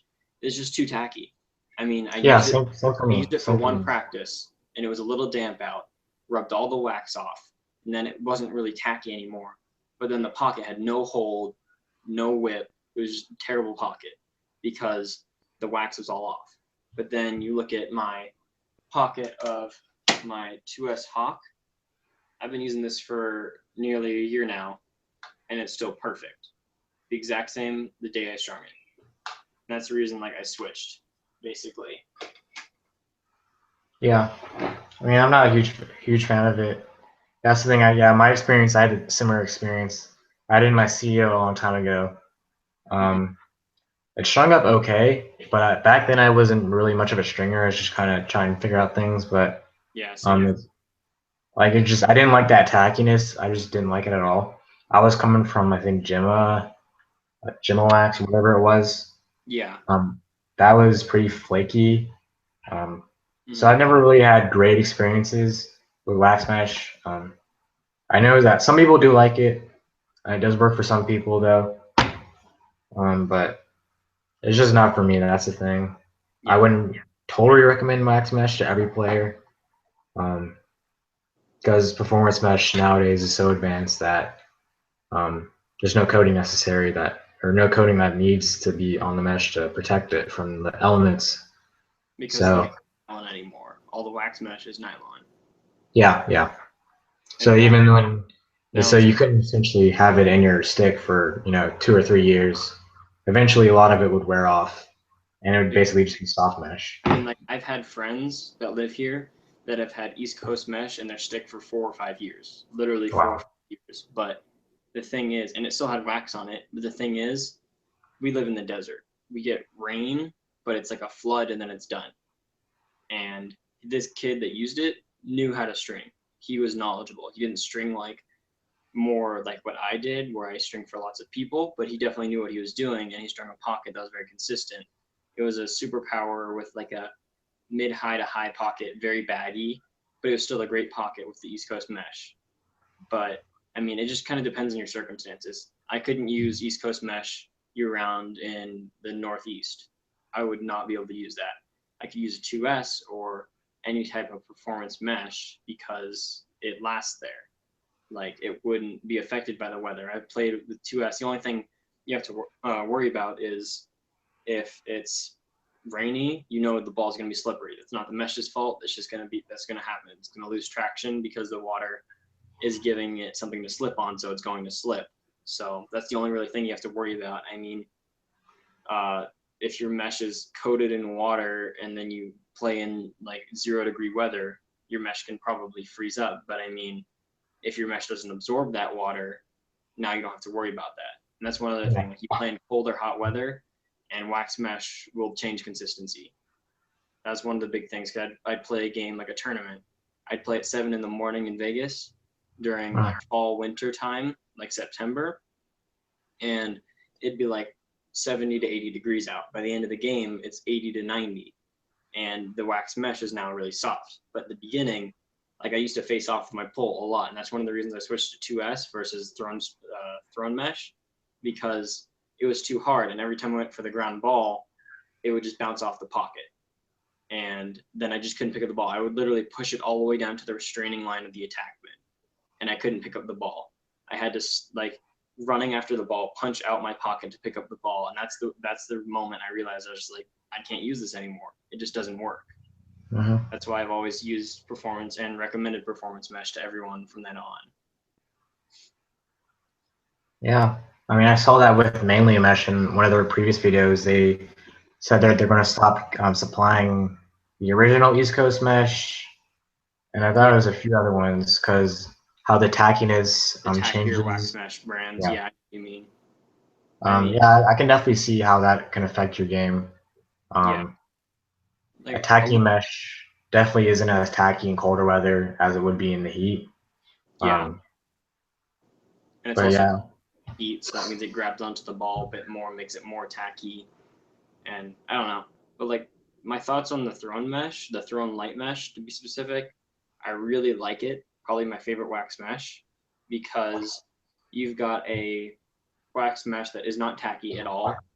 Because usually, like, if you went like this and squeezed on East Coast mesh, you'd like stick to your fingers. But with this, not tacky. Have you had a piece of thrown light yet? Okay. Oh, no, yeah. It's an expensive investment to have in wax mesh. It holds its shape well. It's in my heat, it's great because it's very flexible, but it's still quite flexible in like the regular weather. Like, if I went outside right now, it's like sunset almost, and I can still use this, and it's not going to really be too hard. One thing is, it's wax mesh, so now I have to change how I string it, because I string it with the same pattern as my 2S on a hawk. Way too whippy, couldn't throw with it. But then I just widened it out a bit and it was fine. So that's the one thing I don't like about transitioning from wax to performance mesh. The stringing is how you have to make it wider or just less channeled. But probably my favorite wax mesh, if you're going to get a wax mesh, I'd recommend this. But I mean, I don't really like to have a mesh that isn't the best I can get for the price value.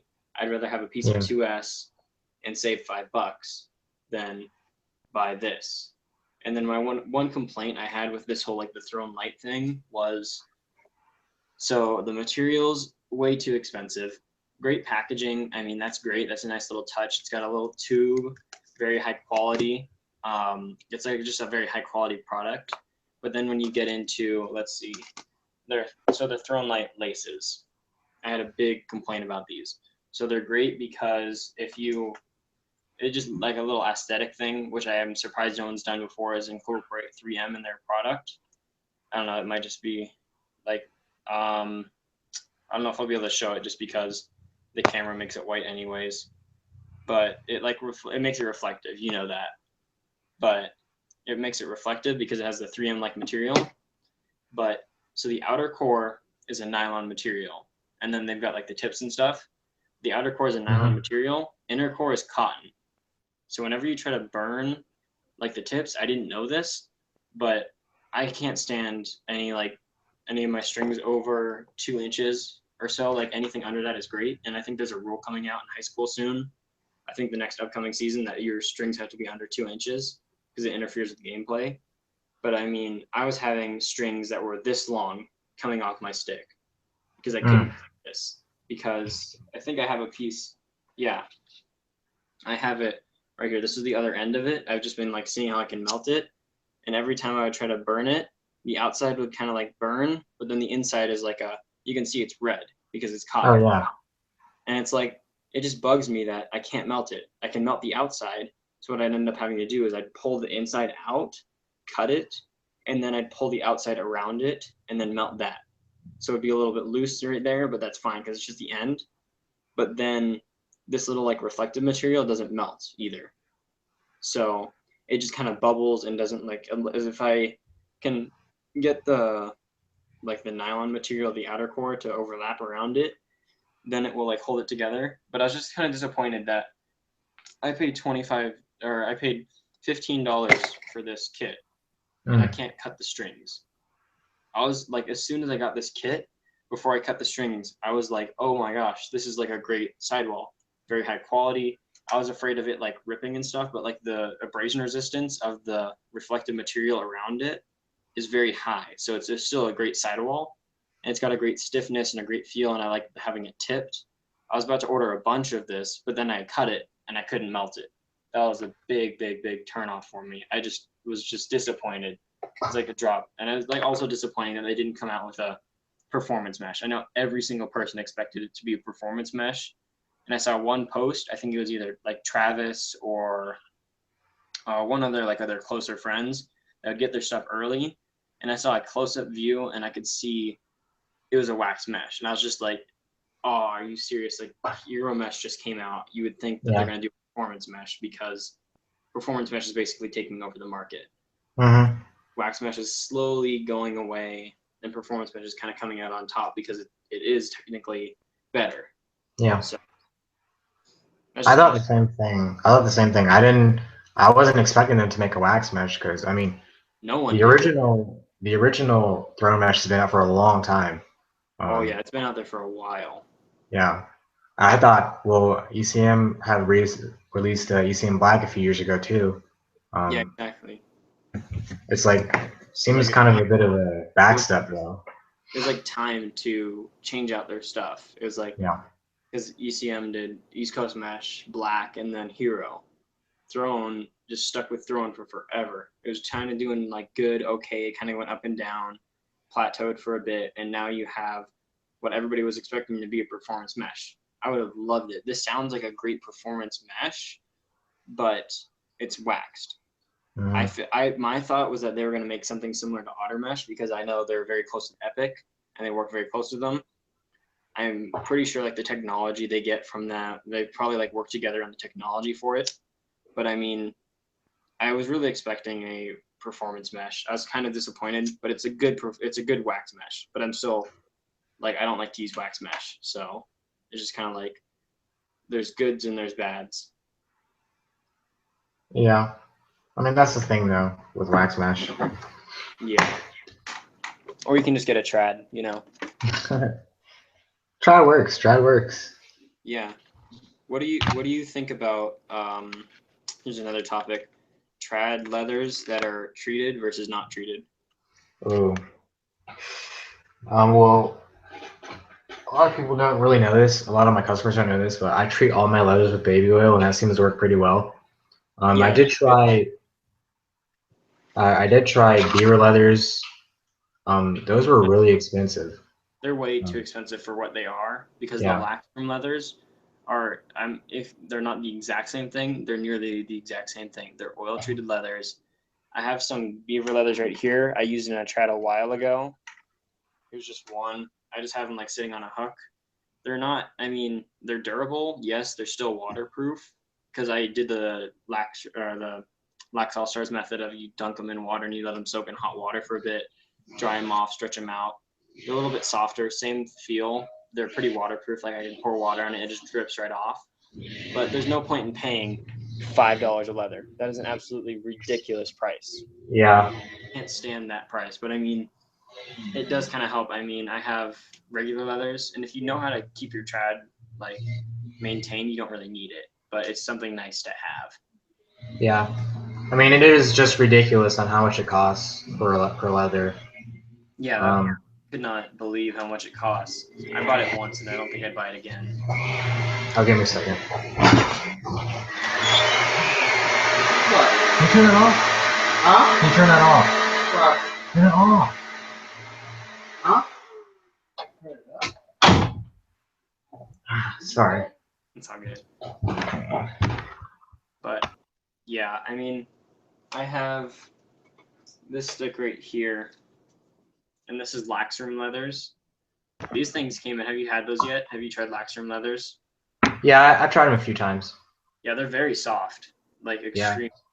I have them in this, and this thing shifts super easy. It's very, very soft. I like it, but I mean, I like their treated leathers as well. I've used them for trads for people. I'd say I'd recommend treated leathers like throne leathers. Super expensive, but they're also I think they're a pretty high quality leather to use. So it's kind of preference of what you use to string a head for. I mean, like, I tried the Laxton leathers. I liked them. I liked how soft they were. It really made breaking it easy, but the thing with that was I was getting like really, really deep pockets before I really needed the pocket to get really deep.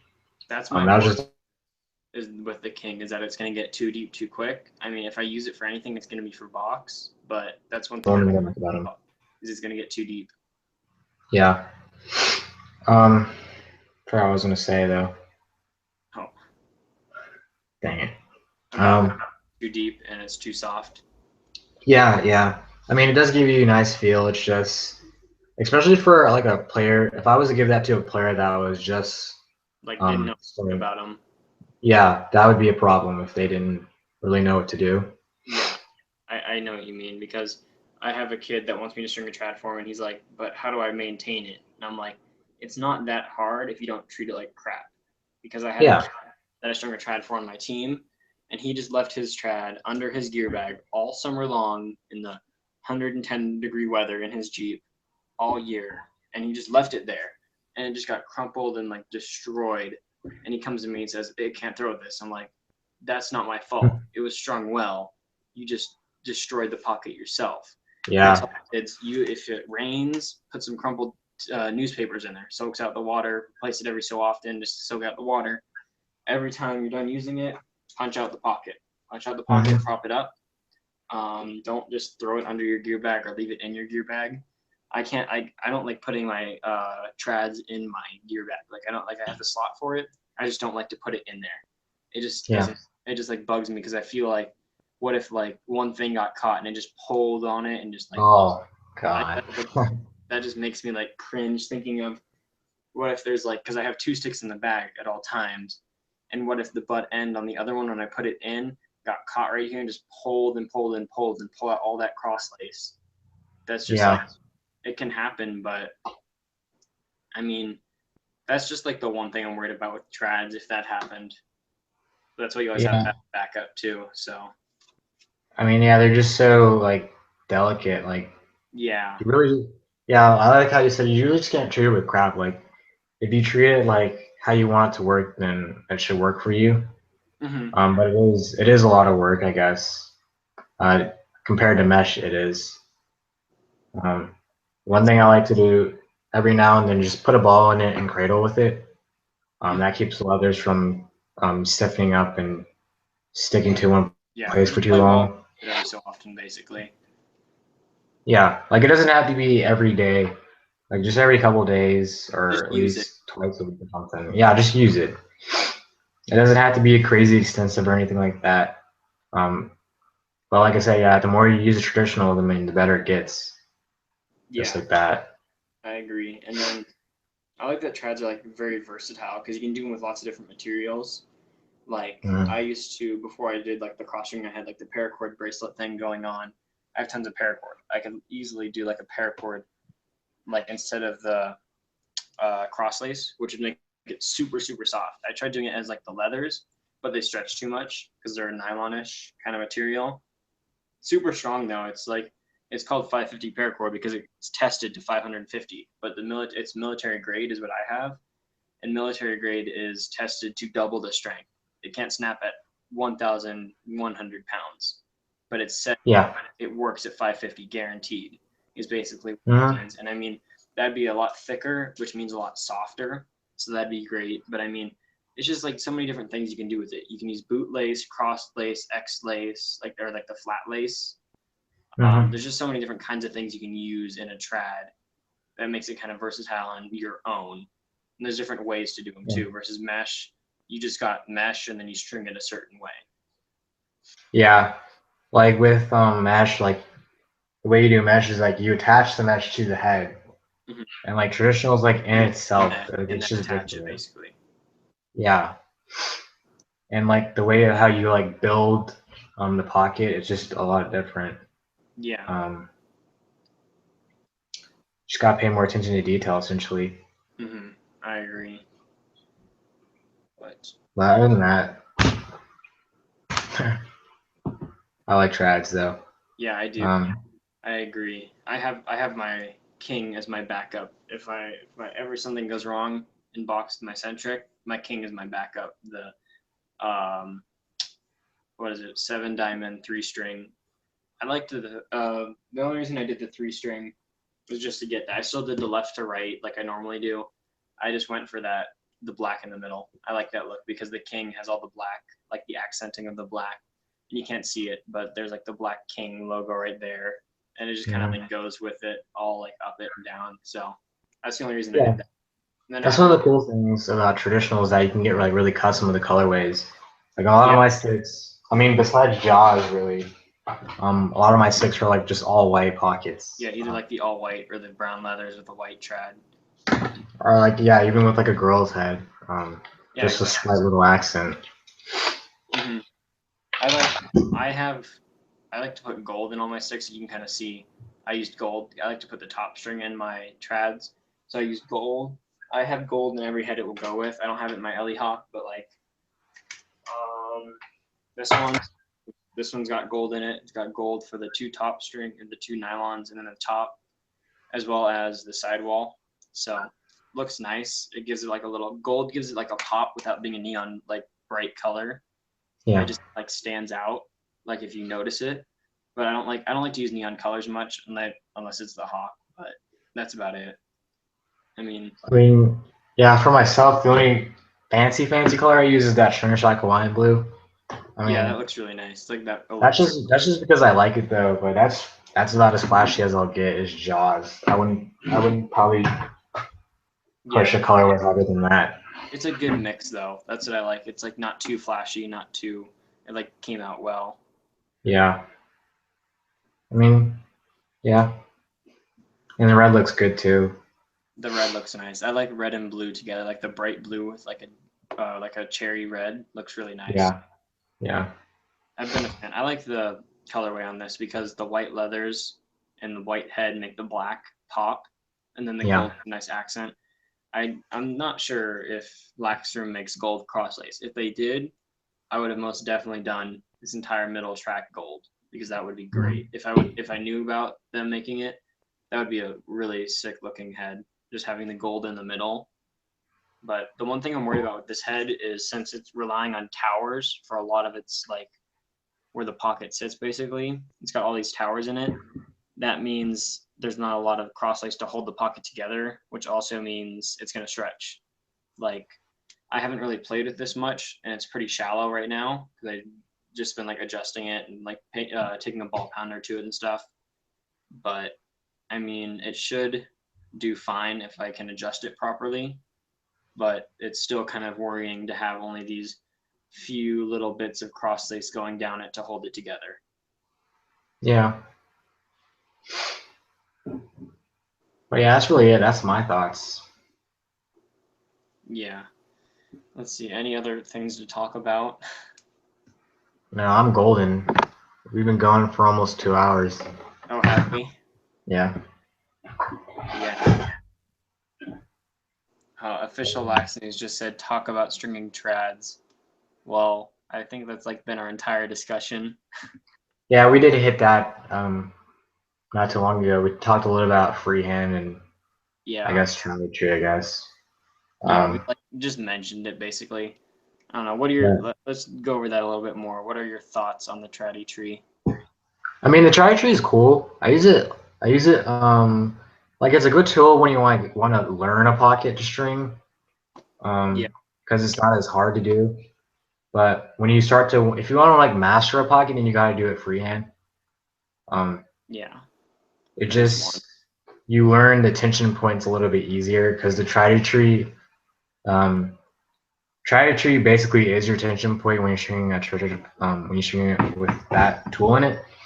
The thing is with the leathers, or when you do freehand, it's really important to get your tension points correct, or else you're going to have a lot of bunching. And you have to work around it too. Yeah. Because generally, where the ball sits, especially in classics, where the ball sits, you usually have about one like spot right where it sits. You have one like knot, and then the other side's empty. But if I had the trady tree in there, I would have had to push it over to work around that, and then I would have had to adjust it later on. It just gives you more work to do in the end. I had a tool similar to the trady tree before it came out. The trady tree is a little bit tall. When I was using the Lax leathers, it kind of made the pocket a little bit deep. My tool was a little bit made the pocket a little bit shallower, which I kind of liked. I haven't used it in a while though. It makes it way too deep, I think. They said, I had a whole argument / debate. It wasn't really like a heated argument, but it was like a debate with them and a lot of people how this makes it too deep. And it does. It makes it way, way too deep. Here's a ball. This is like my ball pounder. And here's the ball compared to it. It is the same size as a ball. I'm stringing it a ball deep. And if I stick a ball deep in a year, it's going to be like a ball and a half deep. That's why I string my sticks with this maybe like that much below the bottom of like this rail right here, not that there. So I have a lot like below it. I probably have like a 3/4 or less ball deep, which I think that's still a little deep for mine. I'd rather make it a little bit less deep because the shallower it is, the more time you can have to break it in and really get used to the pocket. Yeah, and then for like a new player that doesn't really know, like you have to like stretch out your leathers and everything. Like a new player isn't really gonna know that. So when you don't stretch out your leathers, that's really, really bad. It like make kinks in between the diamonds or on the diamonds. You yeah, can like wavy, I call it like the wavy leather syndrome, where it's all like this will be pulled out, or it'll look like this. Yeah, it'll be like all over the place, and then the other one will be the other way, just because there's too much leather between each of the. that's like a really bad problem. And really, once you hit your pocket, there's really nothing you can really do about it.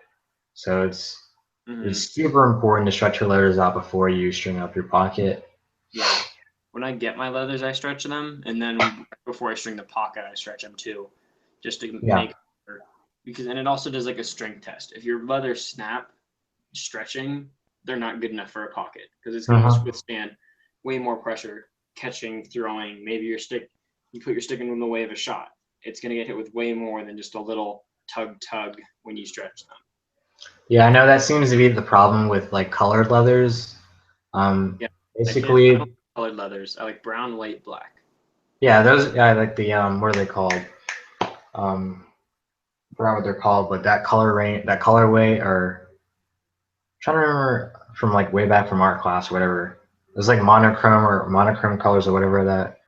But your basic colors, white, black, and brown, those really don't have like a coloring on them. Like if you were to put in like red leathers, those The are natural stretching a color. lot.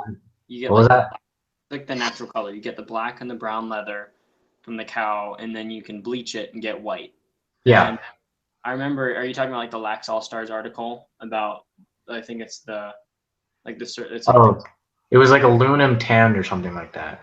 I can look it up right now. I have that saved somewhere, but I know exactly what you mean. I don't like they feel like plastic. Like the Jim Yeah. Lax colored leathers. I don't use colored leathers because they all feel like plastic. I can't stand the feel of them. And then like they tend, like I said, they snap a lot more due to that dye, because that dye, same thing happens when you dye a head. It just weakens the plastic.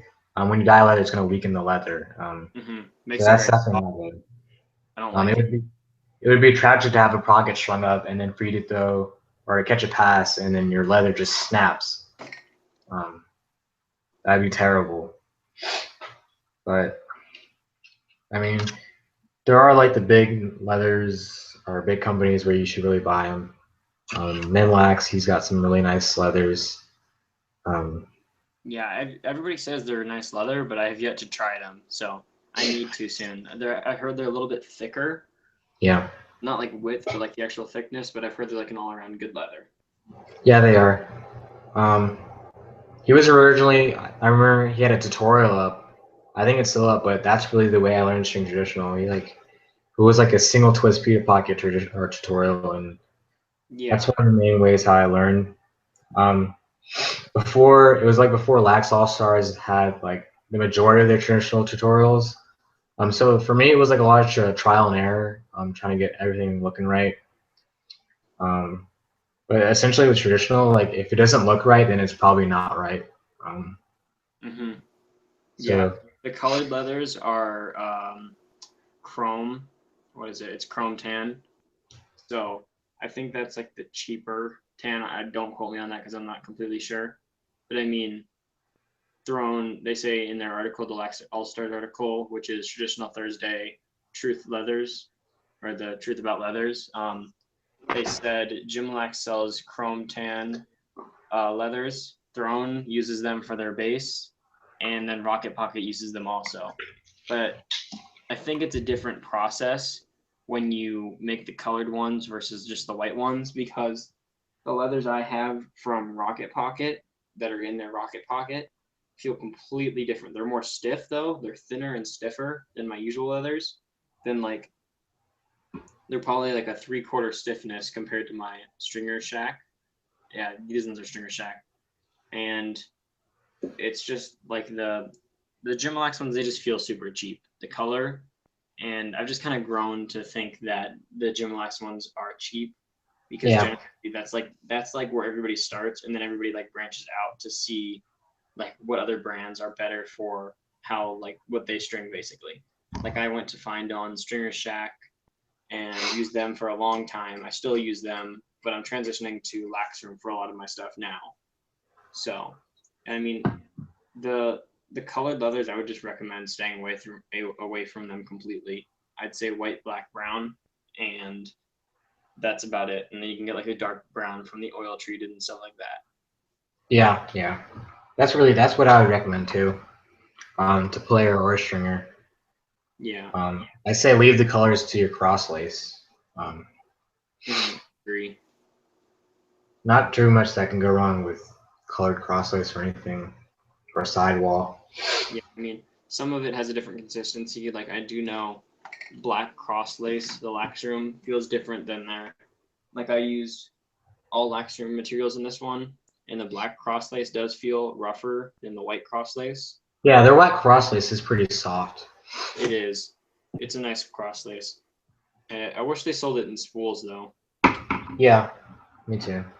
I'm talking to them. I think they might be able to hook me up with a spool though. I bet if you talk to them and they can like see your work and stuff like that, they'll probably get you a spool. But I'm not sure. So I'll have to see if I can get spools because there's no point in just buying like 100 10-yard segments. Yeah. Because then you always end up with like you don't use exactly a certain amount every time, so you're gonna end up with like that extra couple feet that you can't. They're not big enough to use in another head, but it's still like a lot left over that you just can't use. Hmm. Because like Also, I don't like to use cross lace for the top strings, like the nylons. I don't like to use it for that. yeah. Have you tried Lax Museum level 6 shooters?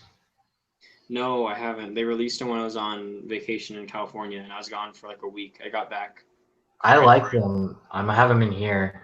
They're kind of Yeah. similar to the shrinking ones. They're like, it's more like a standard kind of shooter, how it's like cotton, and then they're kind Are of fat. are And they as wide as the regular ones? honestly, I can't really tell. Like, here are some level 8 shooters. There's like a little bit more fatness to them. Here's level 8, and then Yeah. here's the level 6. There's like more cushion, and they're softer. Yeah, Um, I don't like the level 8. I have some here.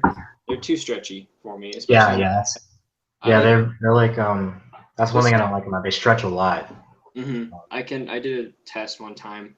It was like I'd hold a piece this long and then I'd stretch it and it'd stretch a lot. It'd give like an inch maybe on each side. And like my favorite shooter so far, I haven't gotten to try the level 6, but the Stringer Shack leather or the Stringer Shack shooters, I got a whole spool of white. I love their shooters. And I've got a Me lot too. left of it, but yeah, I love their shooter. It's very consistent, great for trads and for mesh because it's Yeah, like I straight like them. deal. I like them.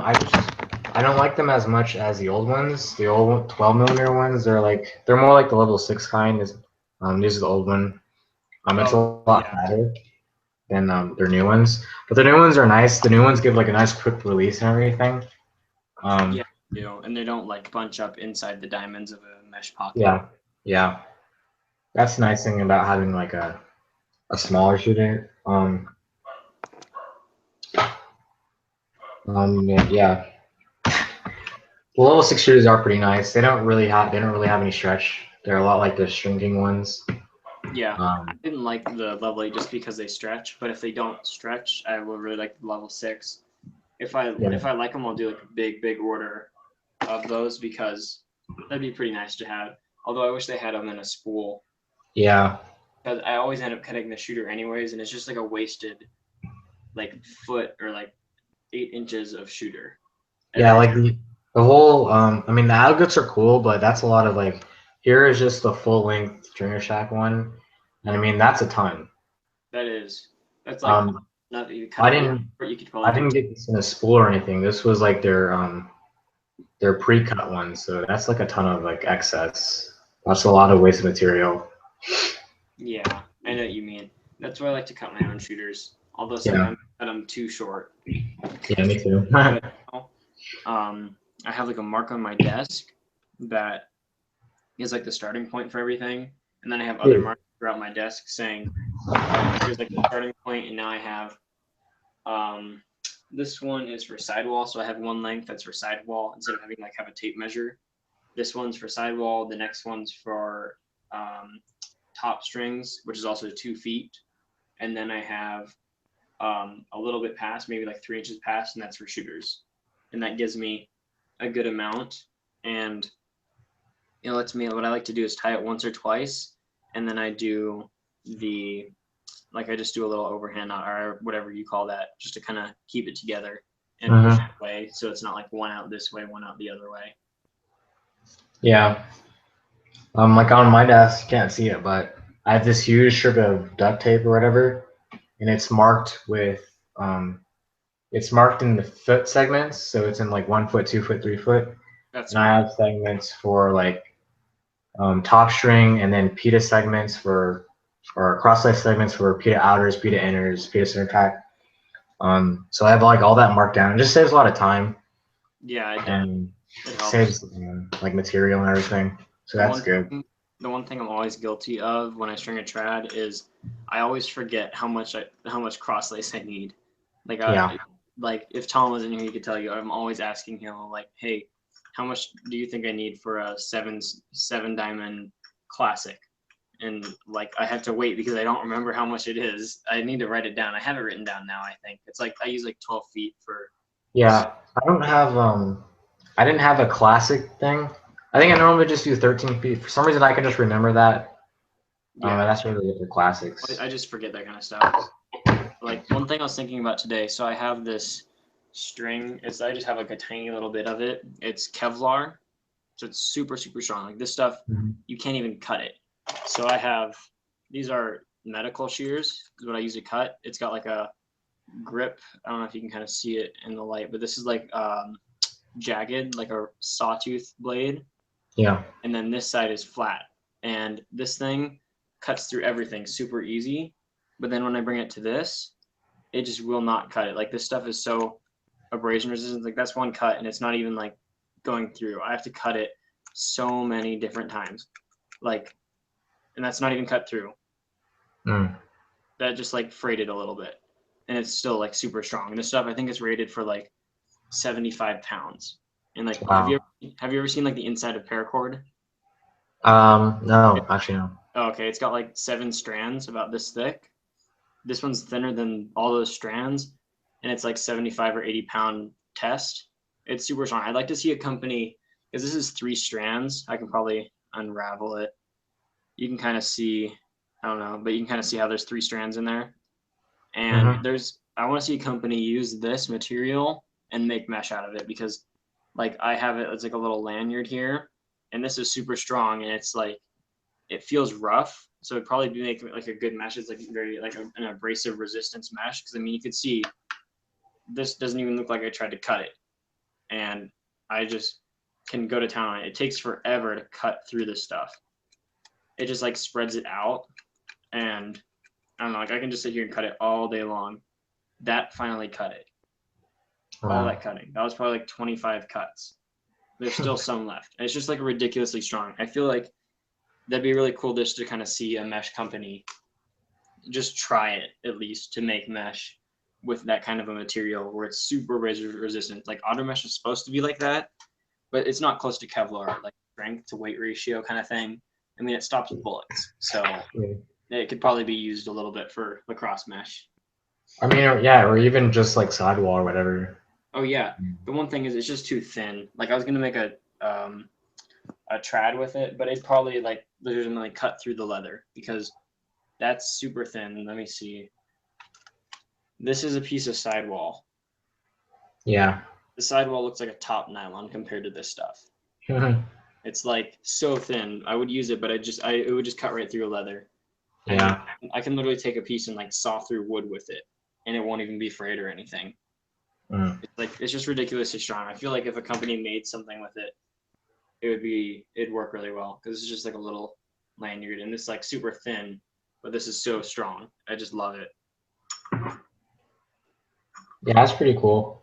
I mean, I wonder how that would do with like rebounding, or how it would do with rebounds. Just kind of like as another prototype. I'll talk to Lax about it, make it like a prototype 4 or whatever mesh they want to call it. Prototype 7X. Yeah, that'd be pretty cool. I mean, like, I don't know what to say now, though. Yeah, I think we basically covered everything. I don't really know if there's anything else to talk about. I haven't really gotten any suggestions. I've just had Kobe from Lax News just wanting to talk about trads, but I think we've covered those pretty well. Oh yeah. But yeah, that's really it, though. What? That's really it. But yeah. But anybody that viewed any part of this, I want to say thank you for coming to check it out. Watching. Yeah. This has been a little bit over 2 hours, so. Yeah, if you've stayed with us from beginning to end, good job. That's a lot. Consistent.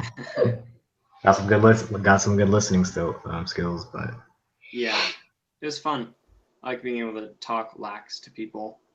Yeah. I mean, there's a lot of people like aren't like us, where I mean, I could just talk about lacrosse like all day, and I wouldn't get bored or anything. Oh yeah, when Andrew from Lax Room came in to Vegas, I think we talked for 4 or 5 hours. We just sat there at a Starbucks on the strip and just talked for like 4 or 5 hours. It was so funny, but we just sat there and talked and talked and talked, and we would have gone for longer if I didn't have to leave. But it's just like I can do it forever because there's so much to talk about. Yeah, I mean, lacrosse is a small sport, but I mean, in itself, it's huge. Like Yeah, the stick itself, like it's so like unique in how it's strung, how it's taped, or the materials that go into how it's made. it's just Um, like it's very personalized per person. There's not like one soccer ball for lacrosse. yeah, I mean, you do have like the factory strung, but it just doesn't work. yeah. Um, well, yeah. Once again, um, Thanks for anybody that watching. watched, yeah, thanks for watching. I'm sure Tommy would say the same thing, but Yeah, he had to go. he he's probably tired from his very long work day he has every day. oh man, He's always doing that. So this was fun though. I don't know, what do we call this? Lax Talk yeah, episode 1, possibly yeah. more. Last talk, yeah. I hope we can pump out some more, Yeah, but more people, maybe different people, change it up. Lax Talk Live episode 1. yeah, we can get like a whole series going. Yeah, that'd be But fun. Someone like Peepo or mainly Miss Sam, those kind of people come on because they really know what they're talking about. yeah, some big name people. Yeah, that'd be good. Yeah. All right. I guess thank you guys for watching, and let us know if you want to see something else in like another video, maybe. Just let Yeah, us know if you want to see different topics, suggestions. Um, yeah, that's pretty much it. yeah. I'll put the links to everybody's Instagram accounts and everything in the description of the video. All right. Um, but yeah, thanks, Jackson. Yeah, man. Tommy, it's not here anymore. Thanks for coming out. Yeah. Anybody that watch, thank you. All right. See ya. See you later, man.